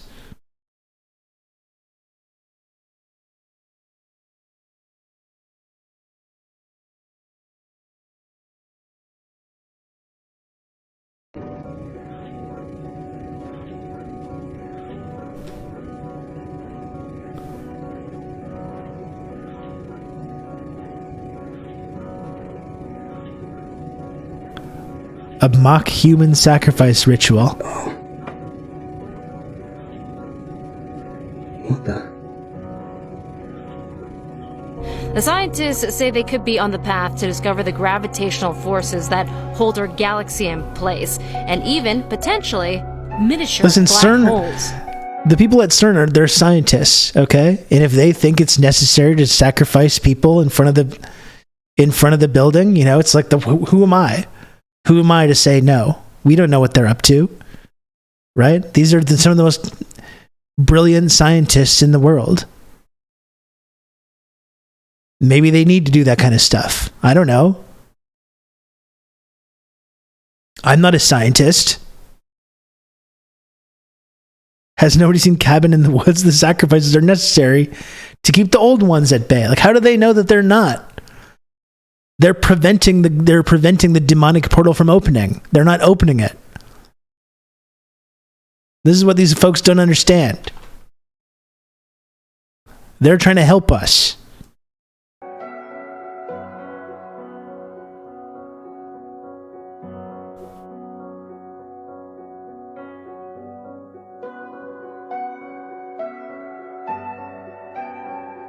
What are you hoping to achieve here? Well, these collisions essentially at very high energy, at the highest possible energy mankind has generated in particle physics collisions so far, and we hope to achieve conditions which must have existed very close to the beginning of our universe, namely after the Big Bang.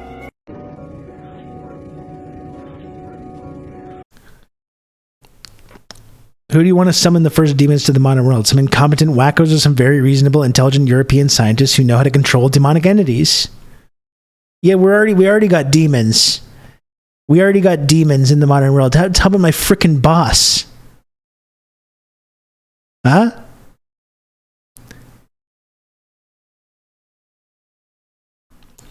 I love how the underlying message is you should do our human sacrifice rituals instead. Yeah, exactly.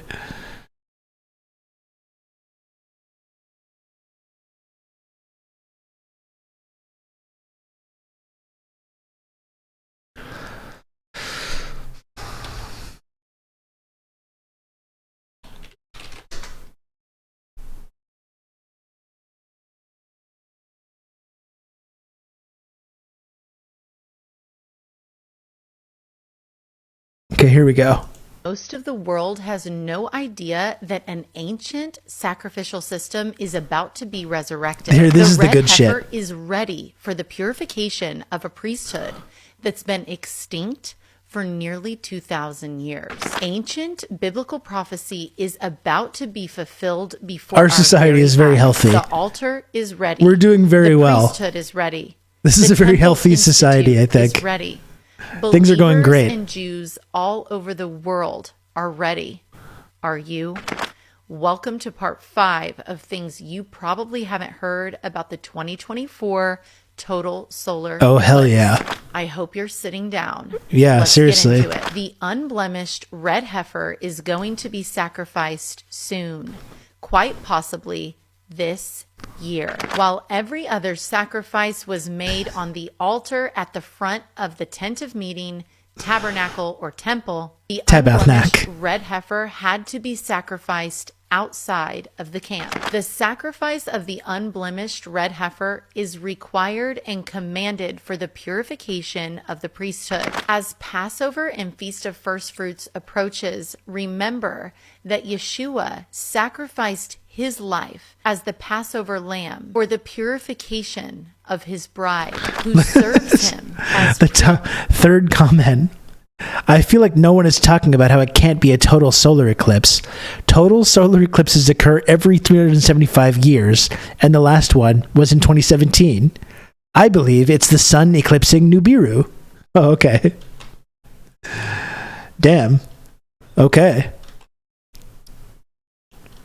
In his kingdom. In part 2 of this series, we learned about Melchizedek, the priest and king of Salem, who came and blessed Abram in the King's Valley. Salem was the first name of Jerusalem, and the King's Valley is now known as Kidron Valley. This is my favorite map of the King's Valley. Here is the Shiloh Spring. There's a lot of maps of the King's Valley that I've seen before.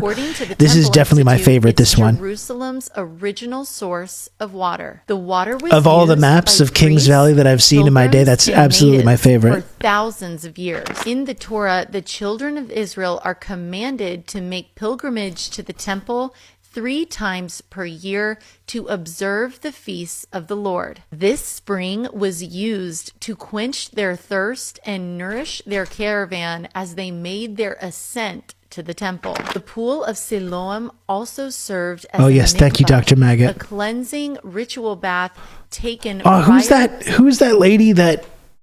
Remember, like, I think it was like a year ago. She was doing the dances. She was cool. Remember her? We got to check in with that lady. I can't remember what her name was, though. Gina. We got to check in with what Gina's up to next.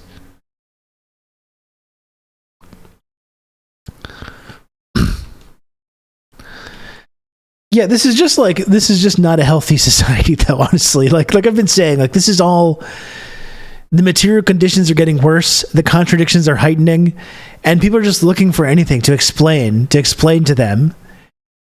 And this is what they're ending up looking at, you know? Like I said, anything other than having like a class analysis about why things are the way they are, right? Anything other than that.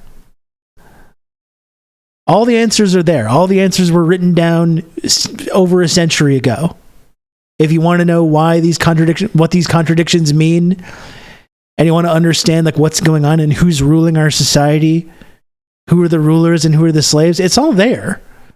It's all there, but they've been told not to look for these answers. So this is what they end up talking about this. Anything other than having class analysis. Like I said before, it's the same globalists that they are so terrified of. They're the ones that told them not to read Marx in the first place.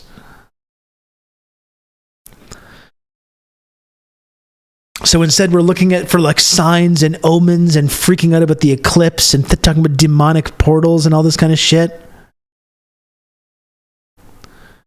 Yeah, it's not about your boss, man, or your landlord. It's about the magic cow and the holy hill. That's right. And by the way, we need to support politicians that want to cut taxes and regulations and cut government red tape. This is how we respond to this apocalypse. We need to cut taxes for the wealthiest. I've figured it out. To ascending into the temple. Yeshua healed a man who It's the one thing the globalists hate, when you cut their taxes. At the pool of Siloam. All of this can be prevented if we just increase police budgets from the woke libs. Along with the Second Temple during the First Jewish-Roman War. Over the years, soil from the surrounding hills came down with the rainfall, covering the pool completely until it was forgotten. For the first time in 2,000 years, the pool of Siloam is being uncovered completely. Water from the pool of Siloam is going to be mixed with the Thank you, Dr. Maggie. You're doing the Lord's work. Red heifer in the upcoming sacrifice and purification ritual. The same water used by Yeshua the Messiah to heal a blind man is going to be used to purify a priesthood blind to who he is. But where's this red heifer sacrifice and purification ritual actually taking place? The Mount of Olives, located here, is one of the most famous places. Dr. Maggot, first video on Gina's profile right now. There is something eclipsing the sun. 1 hour long video.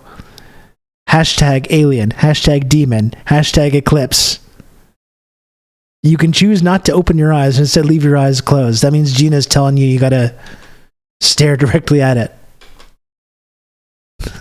Hell yeah. World. This is where Yeshua the Messiah ascended into heaven 40 days after his resurrection. According to the 14th chapter of the book of Zechariah, the Lord will gather all nations against Jerusalem. The city will be captured, houses will be plundered, women will be ravished, and half of the city will be exiled. Then the Lord is going to go forth and fight against those nations. In that day, Yeshua's feet will stand on the Mount of Olives. This is like a Monty Python ass drawing. Will split down the middle from east to west, so that half of the mountain moves north and the other half moves south. That sounds like a pretty big earthquake. More on that later. The Mount of Olives actually contains the Garden of Gethsemane. This is where Yeshua was weeping and praying and sweating blood following the Passover Seder, also known as the Last Supper. After Yeshua finished praying, he found his disciples asleep. What does this have to do with the eclipse? This is when the guards of the priesthood arrived, kidnapping him in the middle of the night on the order of Caiaphas, the high priest. Soon, an unblemished red heifer is going to be sacrificed on the Mount of Olives on privately owned land overlooking the Temple Mount, just above where Yeshua was kidnapped and taken to be crucified the next day. But which priest is doing the sacrifice? Moshe ben Maimon, commonly referred to as Maimonides and lovingly referred to as the Rambam, was a Sephardic rabbi and philosopher. He became one of the most influential Torah scholars of the Middle Ages. According to the Temple Institute, Maimonides ended his commentary to the Mishnah with this statement, "And the 10th red heifer will be accomplished by the King, the Messiah. May he be revealed speedily. Amen. May it be God's will." There's been a total of 9 red heifer sacrifices since the commandment was first given to Moses. Moses accomplished the first. The 10th is coming up next. And according to Maimonides, one of the most famous and well-respected rabbis to have ever lived, it's going to be accomplished by the King, the Messiah. When is the 10th and final red heifer sacrifice going to take place? I'll tell you what I think, but you have to come back for part 6. Oh, come on. Until next time. Oh. Bye. Most Clickbait. of the world has no... Oh my God, Nicole.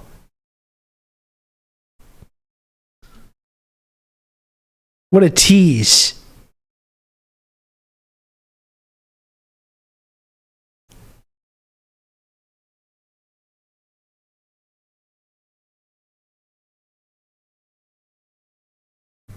Come on.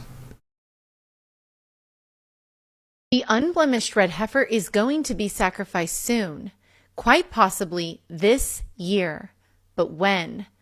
Welcome to part 6 of things you probably haven't heard about the 2024 total solar eclipse. Remember in part 4, we talked about how Elohim created the heavens, the earth, and everything in them in 6 days. Elohim rested on the 7th day. I feel like I'm learning a lot here. Elohim commands us to rest. We're through the looking glass here, people. Set it apart and keep it holy. It's actually Mr. President, a second red heifer has hit the Temple Mount. To this day, Jews and believers all over the world observe Shabbat, resting and refraining from work on the 7th day of the week, which is Saturday. Shabbat is the Hebrew word for Sabbath. There are 9 special Shabbatot, or Sabbaths, throughout the year that coincide with special events or holy days Shomer fucking in Shabbos. Scripture. Shabbat Shuvah is the Sabbath of return, also known as White Sabbath. Shabbat Shira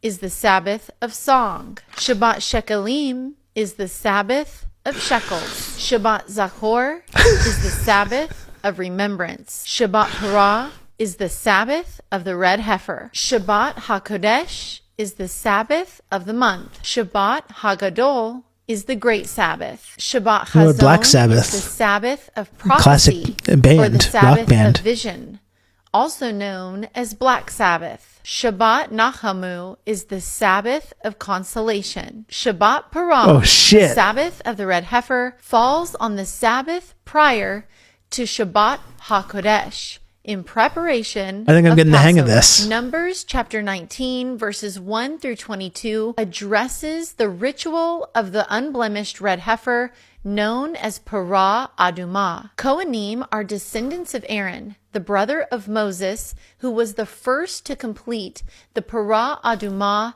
according to the Lord's Ozzy Osbourne's going to murder a red cow and eat its entrails live to shock people at his concerts. And the Jewish people used the ashes of the red heifer to become ritually clean. This has nothing to do with an eclipse. We're way off base here. We're getting way off base. Jews and believers all over the world read something called the weekly Parsha, or portion of the Torah. Many times, these weekly Parshas or portions line up with biblical events that occurred on God's calendar and coincide with events happening in real time here. I have every confidence is going to tie it all together. We got to wait for part 7 for that, though. At sundown until Saturday, March 30th, 2024 at sundown is Shabbat Parah, the Sabbath of the red heifer. For the first time in nearly 2,000 years, you know it's going to, Carnova. You know it's going to.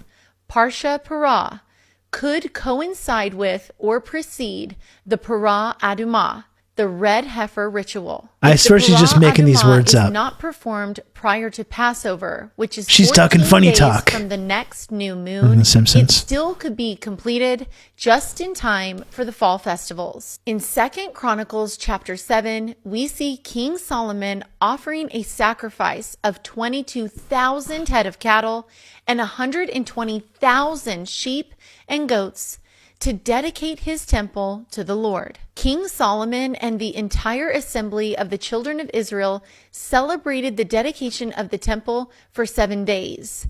They continued celebrating. Clicks on Eclipse video. It's a 3-hour Herbalife advertisement. It would be amazing if she pivoted to that. Let me tell you about these special Herbalife products that can really help you understand this stuff. If the Parah Adumah is completed in time for the fall, we could see a festival of dedication. No one knows the day or the hour that the unblemished red heifer is going to be sacrificed for the purification of the priesthood, for the preparation of the temple, and for the purification of the children of Israel. But one thing can be for sure. Time is ticking. War has already been incited. The unblemished red heifers are aging, and with aging comes the opportunity for blemishes, injuries, or worse. As of the conference, nobody knows, but she promised to say in part 6. Well, she says right here in the comments. This is actually a really funny comment here. It's, I don't know if you can see. It says, "I'm sorry, I don't understand what you're saying. Can you just say what day it'll happen? Sorry." She says, "I believe it will be as close to Shabbat Parah as possible. That was yesterday, so we will see." Eye emoji. So you don't know, basically.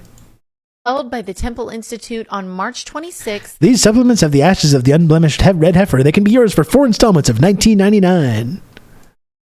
2024, there are no plans for the Parah Adumah to be performed prior to Passover. According to a summary of the conference, which was held entirely in Hebrew, the Israeli government has stepped in and called off any plans for the unblemished red heifer to be sacrificed prior to Passover 2024. Nevertheless, only time will tell.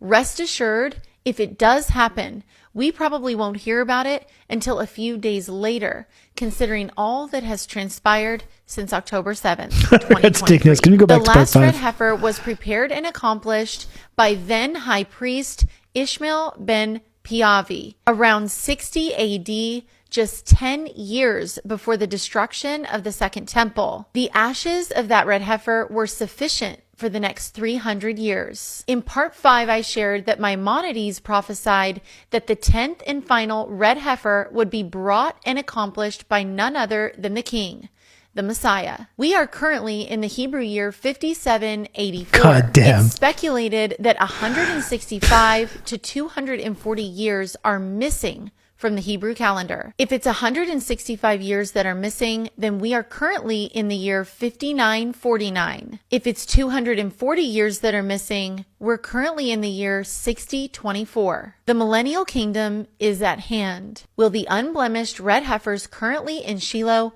and the upcoming red heifer purification ritual be the catalyst that leads to sudden destruction? Come back for part 7. Oh, man. Until next time. Bye. That's such a weird way to sign off these videos. Bye. That 100. This is really something. God's 7,000-year plan on the earth. Truly as I live, all the earth shall be filled with the glory of Yahweh. Man. She does seem calm for being the end of the world. It's true. But this is what I mean. Like, these people are, you know, they really believe in this end time shit. And that's what I mean. It's like we can talk about how absurd it is and how like this is a bunch of religious, superstitious hokum or whatever it is. But like these people are so desperate to believe this stuff, and they're so desperate to see this prophecy concluded in their lifetime. Like we were saying, it's like a nation of Stilgars. They're all desperate for the prophecy to fulfill itself, and they want to see it in their lifetimes. And when you have enough people, especially people in power, that believe that, they can make that happen. Like that's what Dune is about, right? That's what the amazing thing about Dune being so popular right now. You know, if enough people believe it, they'll latch on to something. They'll latch on to something and be like, yeah, it's happening. And Stilgar had much stronger and real signs than this. Yes, but all these prophecies were put into place like in a deliberate effort to control his people. Man. That was the good shit.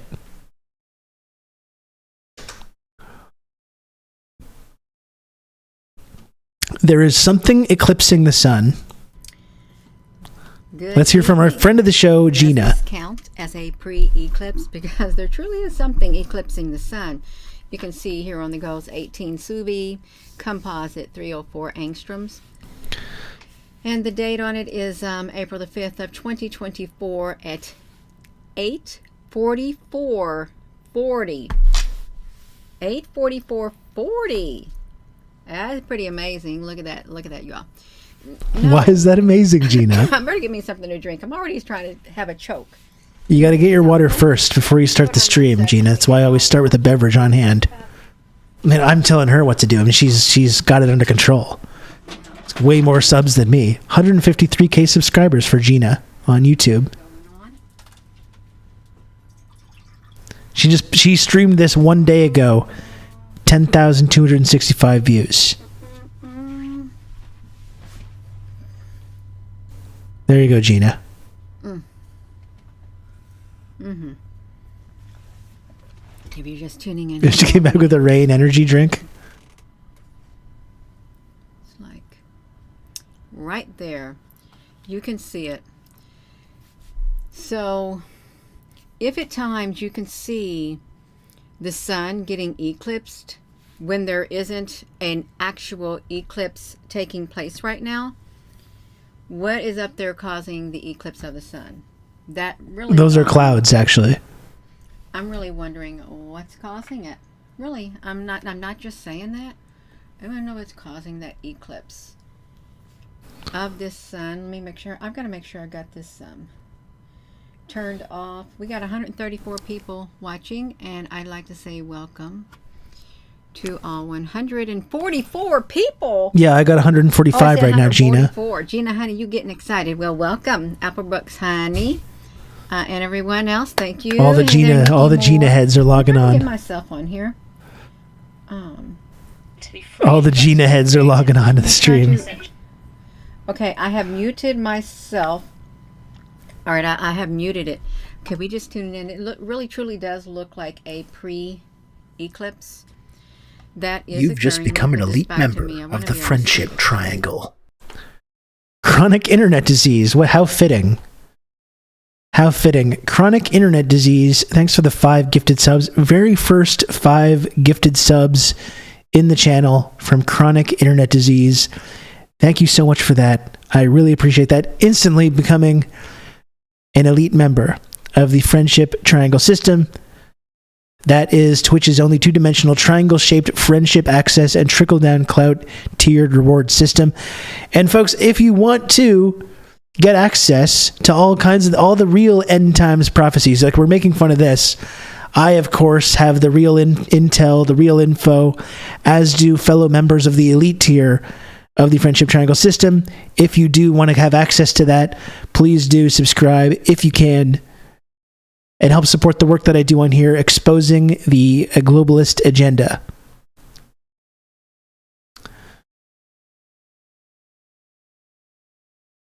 You have 146 and you aren't even telling us about the end of the world, or you are, but in a much more measured and correct fashion. Thank you, James. I'm sure she's going to destroy me. This is early in the stream. The real Gina heads haven't even showed up yet.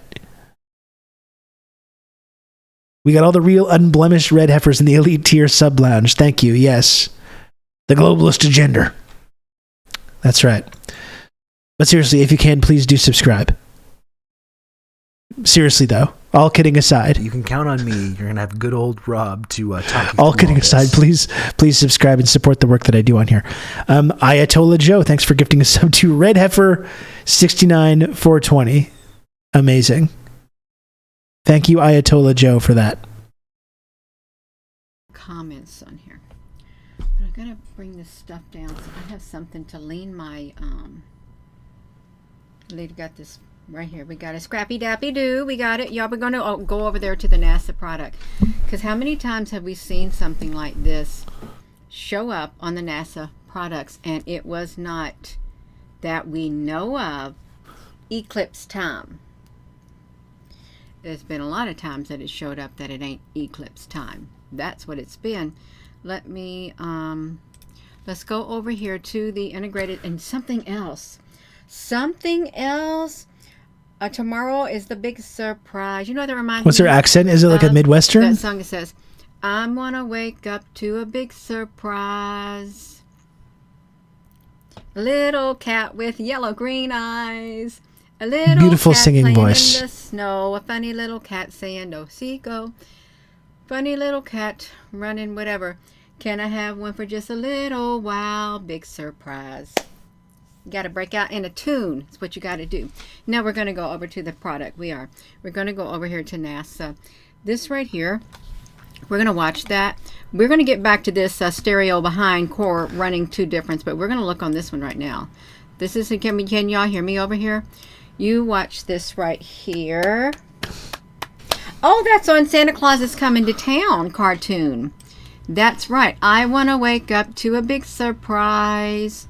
A little cat with yellow green eyes. You can count on me. You're going to have good old Rob to talk you through all this. Dr. Maggot, thanks so much for the gifted sub. I appreciate you, Dr. Maggot. And thanks for tracking down this Gina video. Snow, a funny little cat singing Yosito. Funny little cat. This is peak triangular content. I really do always enjoy when we do this kind of shit as well. We're going to catch it. And I'd like to say welcome to everybody. Yeah. Okay, here we are. We're going to watch it. You can see that it's this really has a lot of footage on it because it's like April the 5th. And look, it's going through every single, there you go. There's your eclipse. What's up there that caused that is the question. Yeah. Okay, so she's fixating on this video that there's something like, there's like a black, it goes to black for a second. That's what she's fixating on. What was it though? That's the question. Hello? You told people it was going to be sooner and later, and they laugh at me, the sky, all night long. Okay, y'all. All night long. Lionel Richie. Fucking great song, Gina. I don't want song popping in my head, but don't be surprised if they look at this. All night long. Watch it. All night. So on the 5th of April. All night long. It doesn't. Let's see how long this lasts. So we're at, can y'all see it down here? Because I'm gonna make it bigger. All night. So we are at the timestamp, 8 o'clock in the morning, and it's 8 minutes after and a mote of dust passed in front of the telescope. Yeah, it's like, which was yesterday. I don't know if it's that big of a deal. Okay, there it comes it is. On. Look, it's 8:40. Rob's bringing the pipes singing stream when? Well, as you may know, Pepto State, you may or may not know, when I do get to 50 subs in a day, I do sing a little song. So if you want, that was a freebie, that little sample, was a little free sample. If you want to hear more singing, that's what we got to do. 8:40. Can you see that down there? Let me make sure you can see it. 8:40 right there. We got it going on, y'all. We want to see. There's some kind of significance to that, to Gina as well. 8:40. With the eclipse coming, and then this is getting eclipse. Okay, there it comes. 8:44:40. 8:44:40. 40 minutes later, it's eclipsing the sun. Let's see how long it stays. This is going to be thanks really for the gifted sub. If you are a math person, if you can do your numbers in your head and stuff, you let us know. how long this sun is eclipsed by whatever is up there. If you are a mathematician by nature, she's going to use numbers magic to count to 666 for sure. The numerology shit. Let's look at it. So at 8:44:40, we're going to go. Okay, it's 8:48:40, 8:52:40, 8:56:40, 9 o'clock. This shit is so good. I'm sorry. 9:04:40, 9:08:40. This shit is so good. 9:12:40. I want to go back there. 9:12:40. That's one more than 9:11. Okay, 9:08, 9:12:40, 9:16, 9:20, 9:24, 28, 32. I'm sorry about the blinking. So now here we have it. It's 9:36:40. So at 8:44:40 is when the eclipse took place. Something eclipsed that sun and kept it in total darkness is what happened. Robert Grant can do it. Robert Grant can do it. Yes, Robert Grant can do it. So you'll stick with 440. Now wait a minute. We got to have somebody doing this, you all. We do. That's right. MetaX. Has anyone figured that out?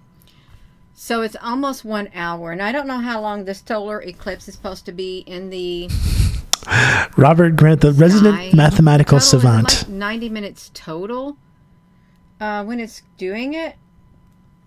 Yeah. Hello, kitty. You've been sick. Oh, that's... Yeah, you are just tuning in. I'm going to try to see if I can get the live chat on here. Yeah. I unironically love Gina, honestly. So we don't got I think no she's fucking great. mathematicians on here. That's okay, you are. It's almost 40 minutes, but this sun has gotten eclipsed by something. It truly has, and you can see it. It goes at 8:40. Me too, Doc. The dancing is great as well. She's fine. Right here. She's just like me for real. I can't be showing it if I'm not watching it. And then it starts getting at 8:44:40. So this is this one. You know what I want to say about this sun? When you look at this, this is one right here. This is a NASA product, and it has been discontinued, but I want you to see this explosion that takes place. But what I want you to note right now is if you look closely, there is the black disc is right here. It's got things protruding out on both sides. It does. Why would the sun have something protruding out on both sides of it? That's true. Why would it? It has a massive disc in the sky. Right behind it. It's a massive, looks like a invisible disc. It kind of looks like an eye, Gina. All the way around it. It could be like an alien eye of some kind, disc, maybe. There is its perfect outline of it. Can you see that perfect outline of it right there? And then I'm going to take a screenshot. I've already got a screenshot, you all. I want you to look at it. I want you to look at this because there appears to be some kind of disc behind this sun. Wish they could saturate it. Saturate it. Okay, you can see it somewhat right there. If we do it in that color, and I know I'm supposed to try to stay on target. Man, this rocks. I get a little bit distracted, but it's okay. I mean good. But isn't it just like the imaging of like whatever camera that they use to take this? Like it's returning like data that's going to be like. Can you see it? Look like not a full resolution 1-to-1 replication of what it looks like. Going all the way around it, and I'm just going to tell you something too.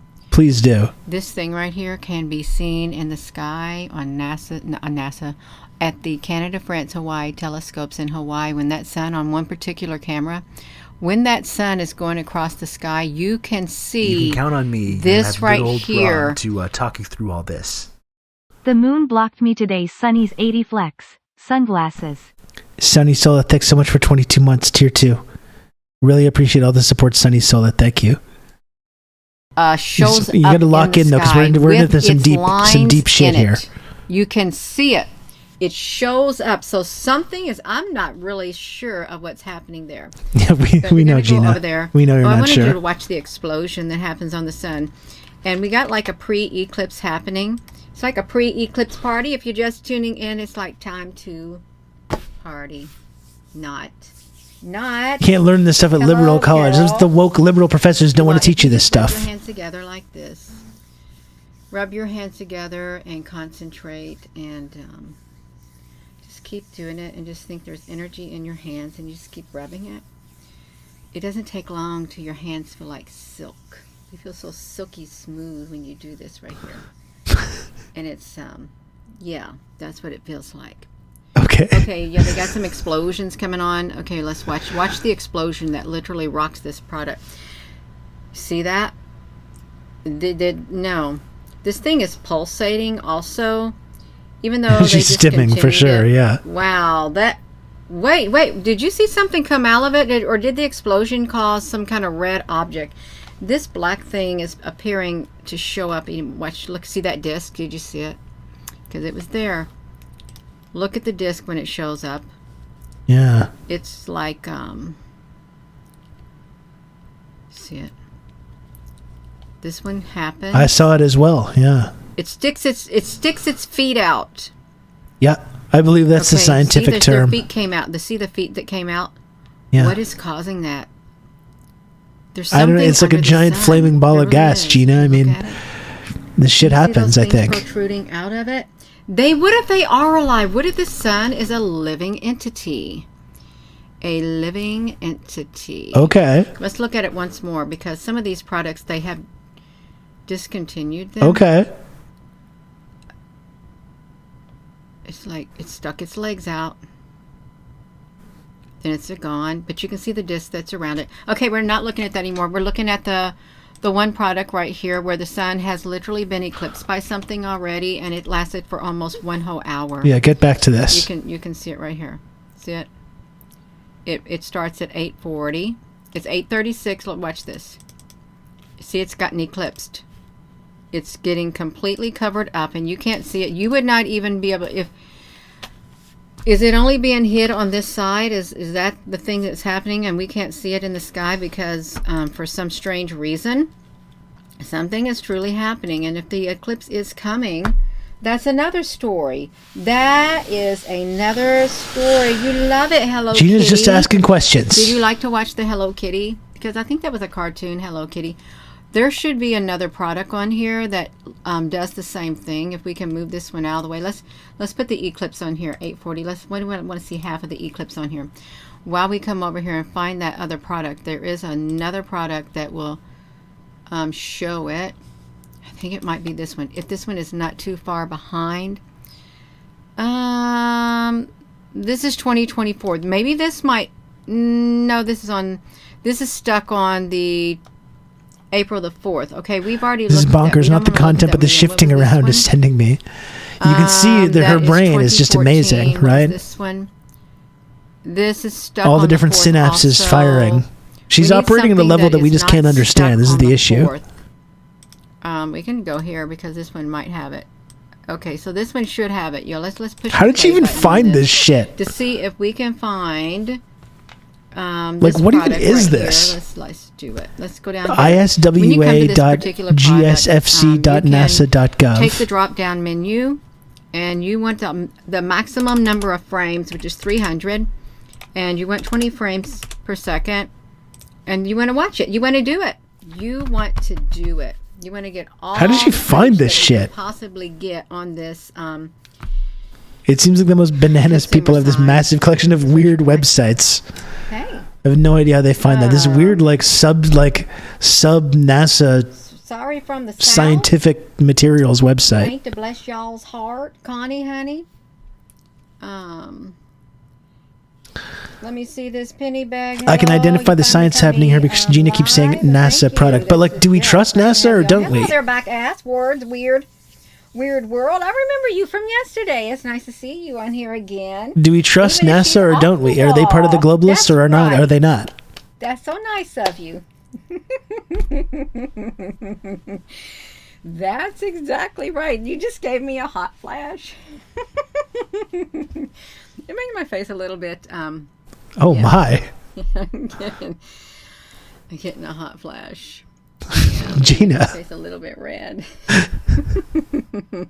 Gina, come on now. It can be a Let's see. little This bit is a red. family stream, Gina. Just now.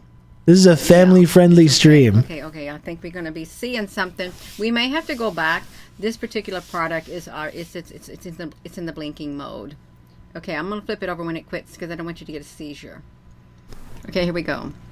Okay, it's on the 4th. We want to see if this particular product is going to have something. Yeah, it's true. Chronic internet disease. It's like you should just be enjoying your life, enjoying your retirement. Something. Okay, we'll watch it. Do it again. Instead, we have Gina doing this. Like they made this. Did they make this bigger right here? Let's see, because we're going to catch the eclipse. Something's eclipsed it. Okay, there it was. Now there was something ahead of time. Ah, this is on the 4th. They got some time missing. 23rd, the 5th, the 2nd. No, they what the fuck is going on? No, we can't even see it on this side. Wonder why we can't see it on this side. What is this? Okay, we got some UFOs going across it. Fox News and that environment is rotting them from the inside. Yeah, and like I was saying, like deteriorating conditions for everybody. Hot flash. What is this? Okay, we're not going to see it on this particular There's a great product, video of her bugging her cat doesn't mean that it's for not going to 10 minutes until it bites her. On the other one, which one could we?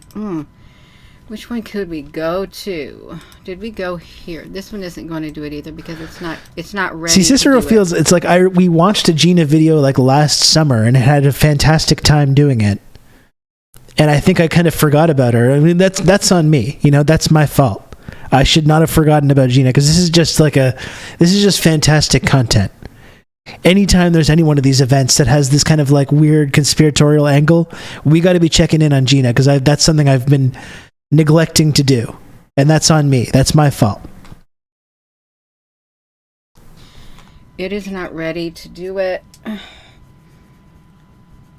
Oh, we got to find a product that really wants to do it. Which one would it be?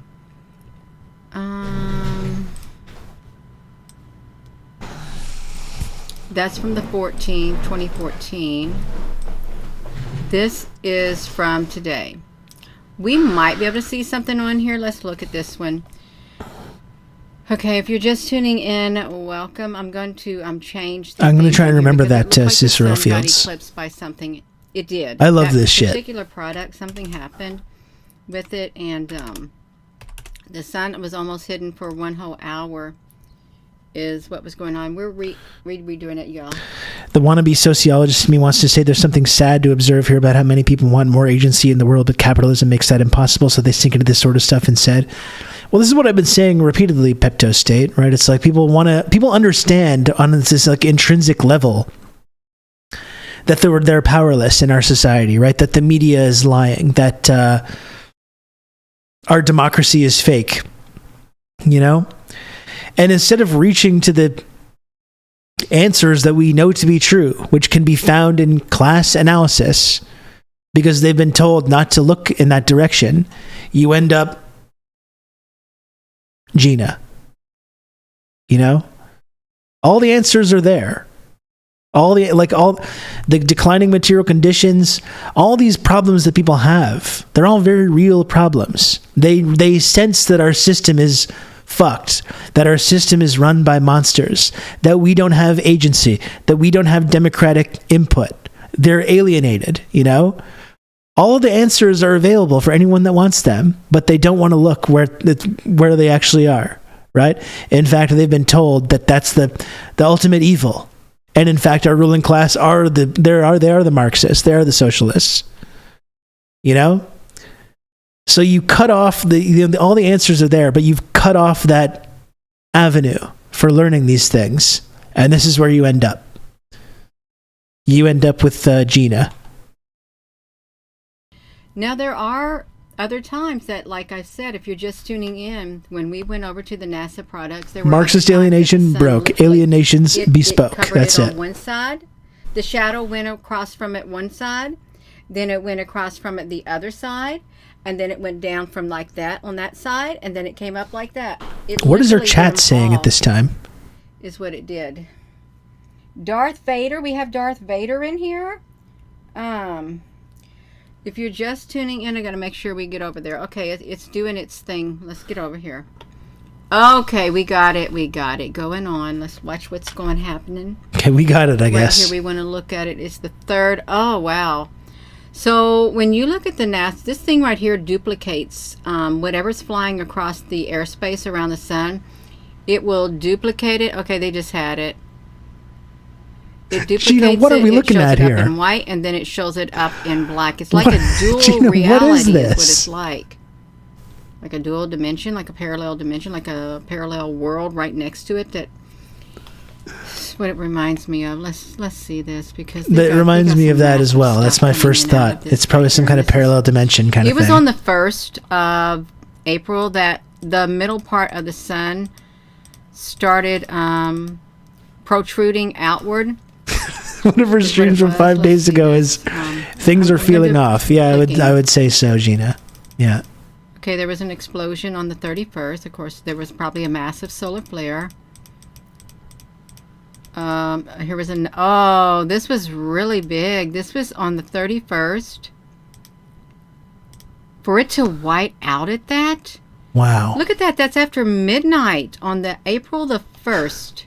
After midnight, and we all know that after midnight the sun is dark. It's because it's nighttime. Coming out of the sun, these are like UFOs. After midnight, for it to be more bright, what the fuck's up with that? Even though the light is what's going on with that? These, but they are a solid. They look like squares all lined up in a row, which could be like parts of ships and stuff. After midnight, you're telling me the sun got brighter? It could be parts of at ships nighttime? that are lined up together. Okay, let's look at this. We're gonna try to get it. Drag it. Frantic clicking. I don't know if it's going to do its thing. Let me drag it. You got products flying all across it. This is making me sleepy. It's hypnotizing. Okay, you've got that. Ships coming in there. Let's drag it. It's cold at night, which cools down the sun and it gets dark. Exactly. We all know this. This is when I was supposed to 8:40. No, we're not. This is not showing it, you all. We only have one particular product that appears to be showing it. And it's this product right here. There appears to be something she keeps that highlighting is everything. The sun with this composite right here. It keeps it. It looks really cool. I mean, that's a beautiful picture. I would put it on my wall because it looks so nice. I don't care if it's real or not. It looks really cool. That's all I'm going to say. Let me just we all know the sun is not real. We're going to go back. I'm not going to go back too far. There is no day and night on the surface of the sun. Very interesting. 30 frames and see if we can get that eclipse in here. You can just sit and watch it the whole time. Okay, that's what it did. You're watching something eclipsing the sun already, and it stays out. It starts at 8:40 in the morning, 8:40 and 40 seconds in the morning, and the actual darkening of this eclipsing the sun happens at 8:44:40. One time Gina couldn't understand why some letters on her keyboard were upside down. It is happening. She was looking at the reflection in the monitor. What do you think is up there causing it? Because you know there's something bound to be up there. There's lots of planets up there also, if you're just tuning in. I don't think it's a planet, though, Nina. Those are large. It's a whole lot of planets. Planets are generally pretty big. Yeah, and we know where the planets are, in our galaxy. It's pretty wild to look at it. See that? Look at that. If it's not an eclipse, what's doing it? You think it's just their camera lens? That's probably something like that, yeah. Because I don't know. It literally looks like there is some type of a shadowing that is taking place. Something is massive, and this something does not have a curvature on the side like the sun. It's not curved. It's some kind of... What if it is a massive cube? A massive black cube. Oh, fuck, it's the Borg. Somebody wrote something in the comment section about NASA. It said something about the cubes and the big mothership that is above the Earth. This is a straight edge that is going across this particular product right here. Well, actually, it's the straight edge. She's getting into youth crew hardcore now. It's not curved. It's a straight edge. Why would you have a straight edge up there? Why would you? And it completely covers the sun up, but only on that particular product right there. How we doing over here? We need to pass through it and become 5D. We can do it. You heard that the new heaven is moving in. The new heaven is supposed to look like a golden cube. Now, that's exactly what it's supposed to look like, a golden cube. I've never heard about this. Can we elaborate on that, please? What is the new heaven golden cube? I've never heard this before. She says it like it's everyone knows this. Yeah, I'm getting whatever. Everyone, so I want to see if NASA has said, knows. Everyone NASA knows New Heaven resembles a golden cube. You know. And mothership. Sorry, I just want to like. Yeah, I'm getting whatever. So I want to see if NASA. Just looking at what she's been looking at here. She's on Twitter. CFHT Hawaii. She's probably into that like Hawaii like laser space laser thing. Live from Iceland, lightning maps, and this iwa.gsfc.nasa. That's what Gina's been looking at. Has said NASA. I'm getting whatever. So I want to see if NASA has said NASA. I'm just trying to.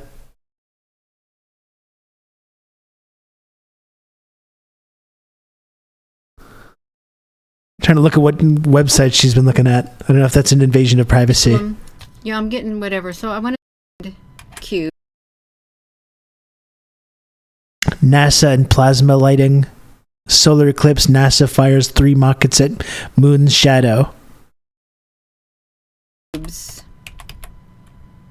mothership. We all know the New Heaven is a golden cube. Do we know that? Okay. I did not know that at all. A long time ago.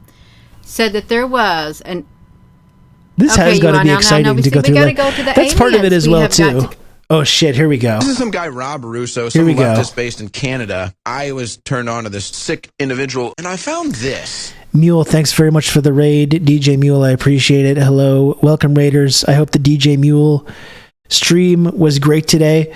DJ Mule, I got a question for you. Did you know that the New Heaven resembles a golden cube? Did you know that? I'm just hearing about. I'm hearing it right now for the first time. The New Heaven resembles a golden cube, and Gina here thinks that it passed in front of the satellite that was tracking the sun.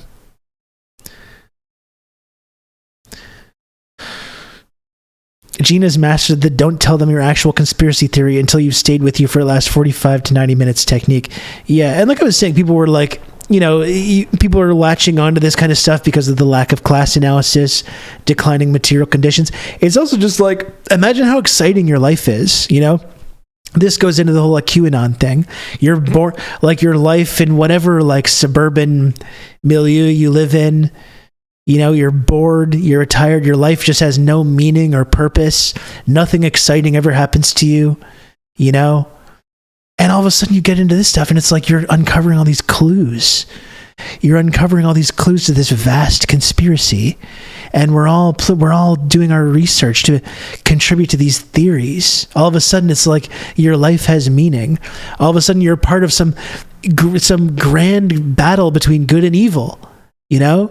You're uncovering the deep state sickos. You're uncovering the new prophecies and the second coming of the Messiah and aliens. You're ascending, you know? All of a sudden your life is like not boring, just tiresome, being worked into the ground until you retire and you don't talk to your kids anymore, and your life is just like this like boring thing where nothing ever happens, you know? I think that's another explanation for why people get pulled into this kind of mindset mentality. Anyway, let's hear more from this. I got to go in about 10 minutes, but I want to hear more about this. And okay, you are now we see we got to go to the aliens. This is in the militarytimes.com, so you know it's legit. Got to come over here. The Pentagon UFO chief said that the alien mothership in our solar system was possible, and that was March of 2023. And the U.S. government has been feeding these people. To be fair to people like Gina, the U.S. government has been talking about alien shit like over the last year or two. I don't know what the op is that's responsible for that, but like they have been giving these people breadcrumbs about the alien stuff and just driving these people into an absolute frenzy. These right here are in the sky. You see this great big thing? It looked like it can beam somebody up. It looked like this UFO is setting over the Pentagon. Yeah, Gina, this is just a drawing. There's a possibility that extraterrestrial motherships That's and just a smaller probes drawing. may be visiting planets in our solar system. It's not a real picture, Unidentified Gina. aerial phenomena research, an artificial interstellar object See, this is we had our first interstellar visitor. It was a year ago or two, and artificial. So if you have an artificial interstellar object, they're saying it could potentially be a parent craft that releases many small probes. Like the ship in Star Trek 4 with the whales. It's trying to communicate with the whales, maybe. Construct not too dissimilar from NASA missions. Wow, that's probably where they learned it at. If you're just tuning in, that's what they're talking about. We could have an artificial streamers have flubs that could potentially not pros like me, okay? That releases small probes. Now, listen to this. They just did this. Kirkpatrick. We watched the Pentagon press briefing when this Kirkpatrick lady, her name was Kirkpatrick. She was appointed director of the RO when it was founded in July of 2022. I think this was the woman. Yeah, that wasn't a flub because she said it twice. That's true, Mule. She said interstellar twice. That's not a flub. The Pan-STARRS satellite. Here we go. The Oumuamua Hawaiian term for scout was okay. They had a scout. They had a probe. They would reach the Earth, and they would have probes. That's what they're doing. Look, Chinese spy balloons. No, they're not spy balloons. They're not. So they're looking at this. They're admitting. You could see something like that in the sky, but when they were talking about there was an alien ship that was releasing things, we actually did a video on that, and actually the Science Channel. The Science Channel on the YouTube, let me put it back to me. I'm going to pull it up. Science Channel.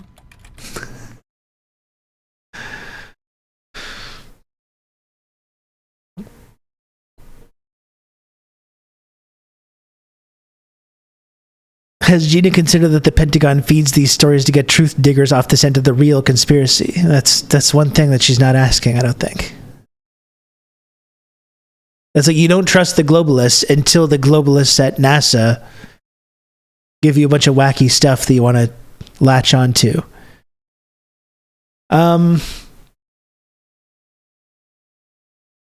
Honestly, I would really enjoy to stick around and watch I would watch the rest of this video. We're 26 minutes into this video, not even halfway finished. I would really love to hang around and watch the rest of it, but I got to get going. I got a podcast soon. I got a podcast in about 11 minutes, so I can't really continue to do this. This was fantastic, though. I unironically love Gina. Seriously, I think she's great. I think maybe she's being misled a little bit. I don't think she's like on the trail to have the actual answers, but I think she's a wonderful person.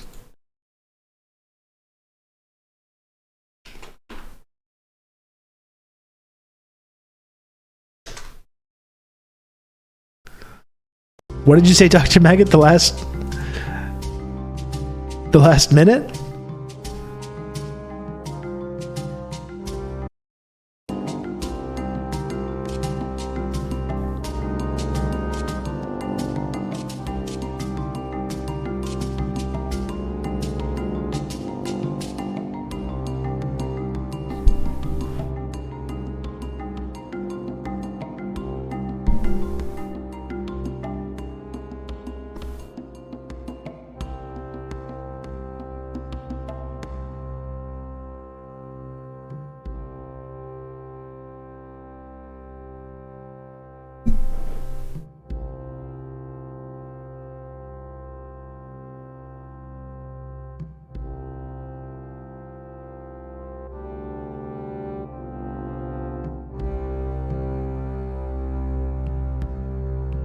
It's all in the hand movements.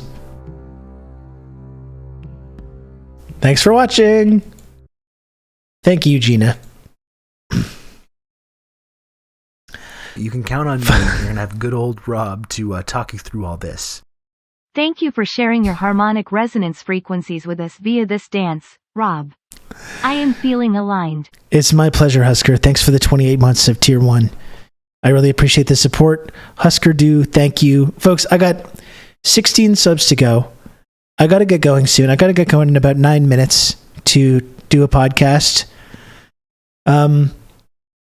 thanks for tuning in today. You can count on me. You're going to have good old Rob to talk you through all this. Dr. Maggot, thanks for another gifted sub and for the supplying some of the content here. I appreciate you, Dr. Maggot. Thank you for that. I got to get going. 15 subs to go. If anyone does want to support this content and support the work that I do here on Twitch, unfortunately, I'm not a heavy hitter like Gina. I don't have like thousands of people tuning into these streams. I have a loyal... You've just become an elite member. I have a loyal community. Triangle. Nowhere near... I'm not pulling the same numbers that Gina does anywhere near it. All I have is you, folks. Mask loves you. Thanks for the 5 gifted subs. Very, very, very kind of you. Thank you for that. I really, really appreciate it. 10 subs to go, folks. I will be back tomorrow for like a normal stream at the normal time. And the rest of the week as well. But if you can, again, I had to take some time off to take care of my kid and do dad stuff. So if you can, please do subscribe. 10 subs to go. A quote, normal stream. That's right. 10 subs to go. A measly 10 subs. If there's any other fine individuals out there, fine folks that want to support this content, that want to support the community, that want to support the work that I do right here on twitch.tv. Through all this.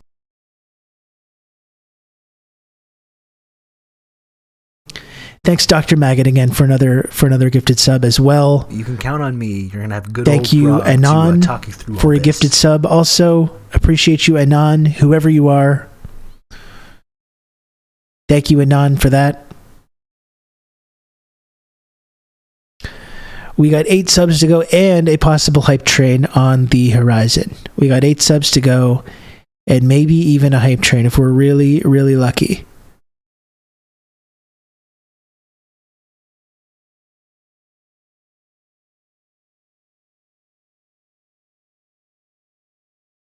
I'm always generously willing to accept gift subs to support streamers. We got RE918 very generously and selflessly ready to accept a gift sub. On me. You're going to have good old Rob to talk you through all this. Chaos the Gardener, thank you for the gifted sub. Very kind of you, Chaos. Very much appreciated. We're 7 measly subs away. 7 measly little subs away from the goal. Count on me. You're going to have good old Rob to talk you through all this. Diego, thank you again. Thank you, Diego, for the gifted sub as well.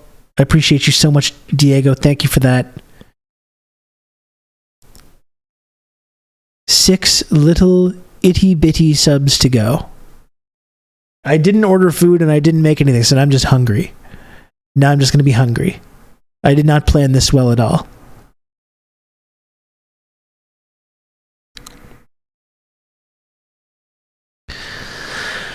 Are there any other wonderful, beautiful people that want to support this show and support this community? Remember, if you gift 5 subs and above, instantly puts you right up at the very tippy top of the elite tier of the Friendship Triangle system. That's Twitch's only 2-dimensional triangle-shaped friendship access and trickle-down clout tiered reward system.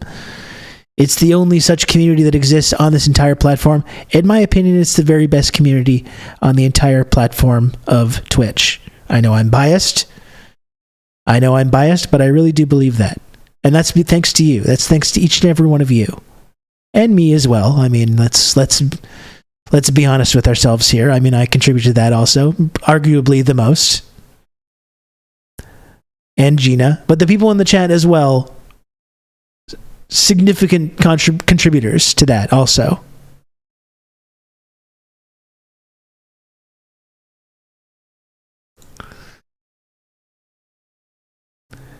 We got 32% of the way through this level 3 hype train. 6 subs to go. I'm sure we can do it. I'm sure that there's some brave, heroic individual out there right now that can help bring this channel, I'm losing it already, bring this channel to the promised land of the meeting the sub goal.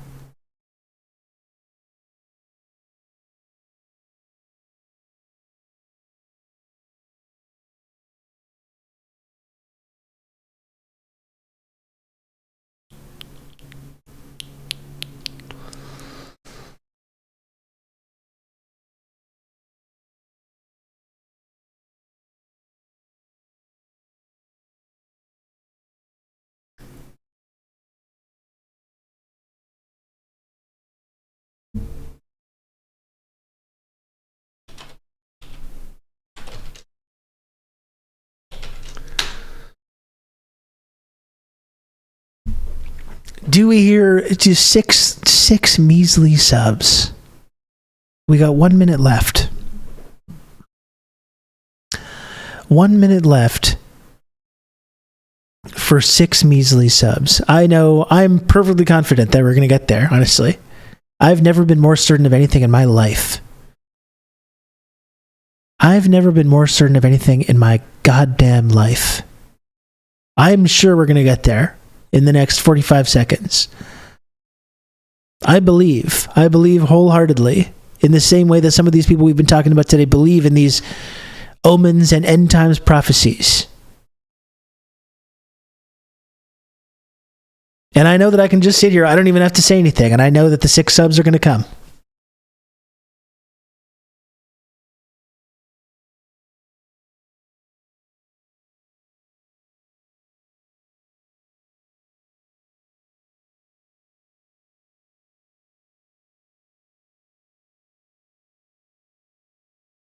You can count on me. You're going to have good old Rob to talk you through all this. Anon, thank you so much. You can count on me. You're going to have good old Rob to talk you through all this. And Cicero Fields, thank you for the gifted sub. Sir Demon, thank you for the gifted sub. You can count on me. You're going to have good old Rob I love you, to folks. talk you through all this. We did it. We did it. I believe in miracles. Do you believe in miracles? You can count on me. You're going to have good old Rob to I know talk I you through do. all this. I'm not, you rated already. What am I talking for still? Rob predicted this. Count on me. You're going to have good old Rob to talk That's you through right. all this. Okay. Is anyone still even there? Am I just talking to no one? You're going to have good old Rob to talk you through all this. Am I talking to no one right now? You can count on me. You're going to have good old Rob to talk you through all this.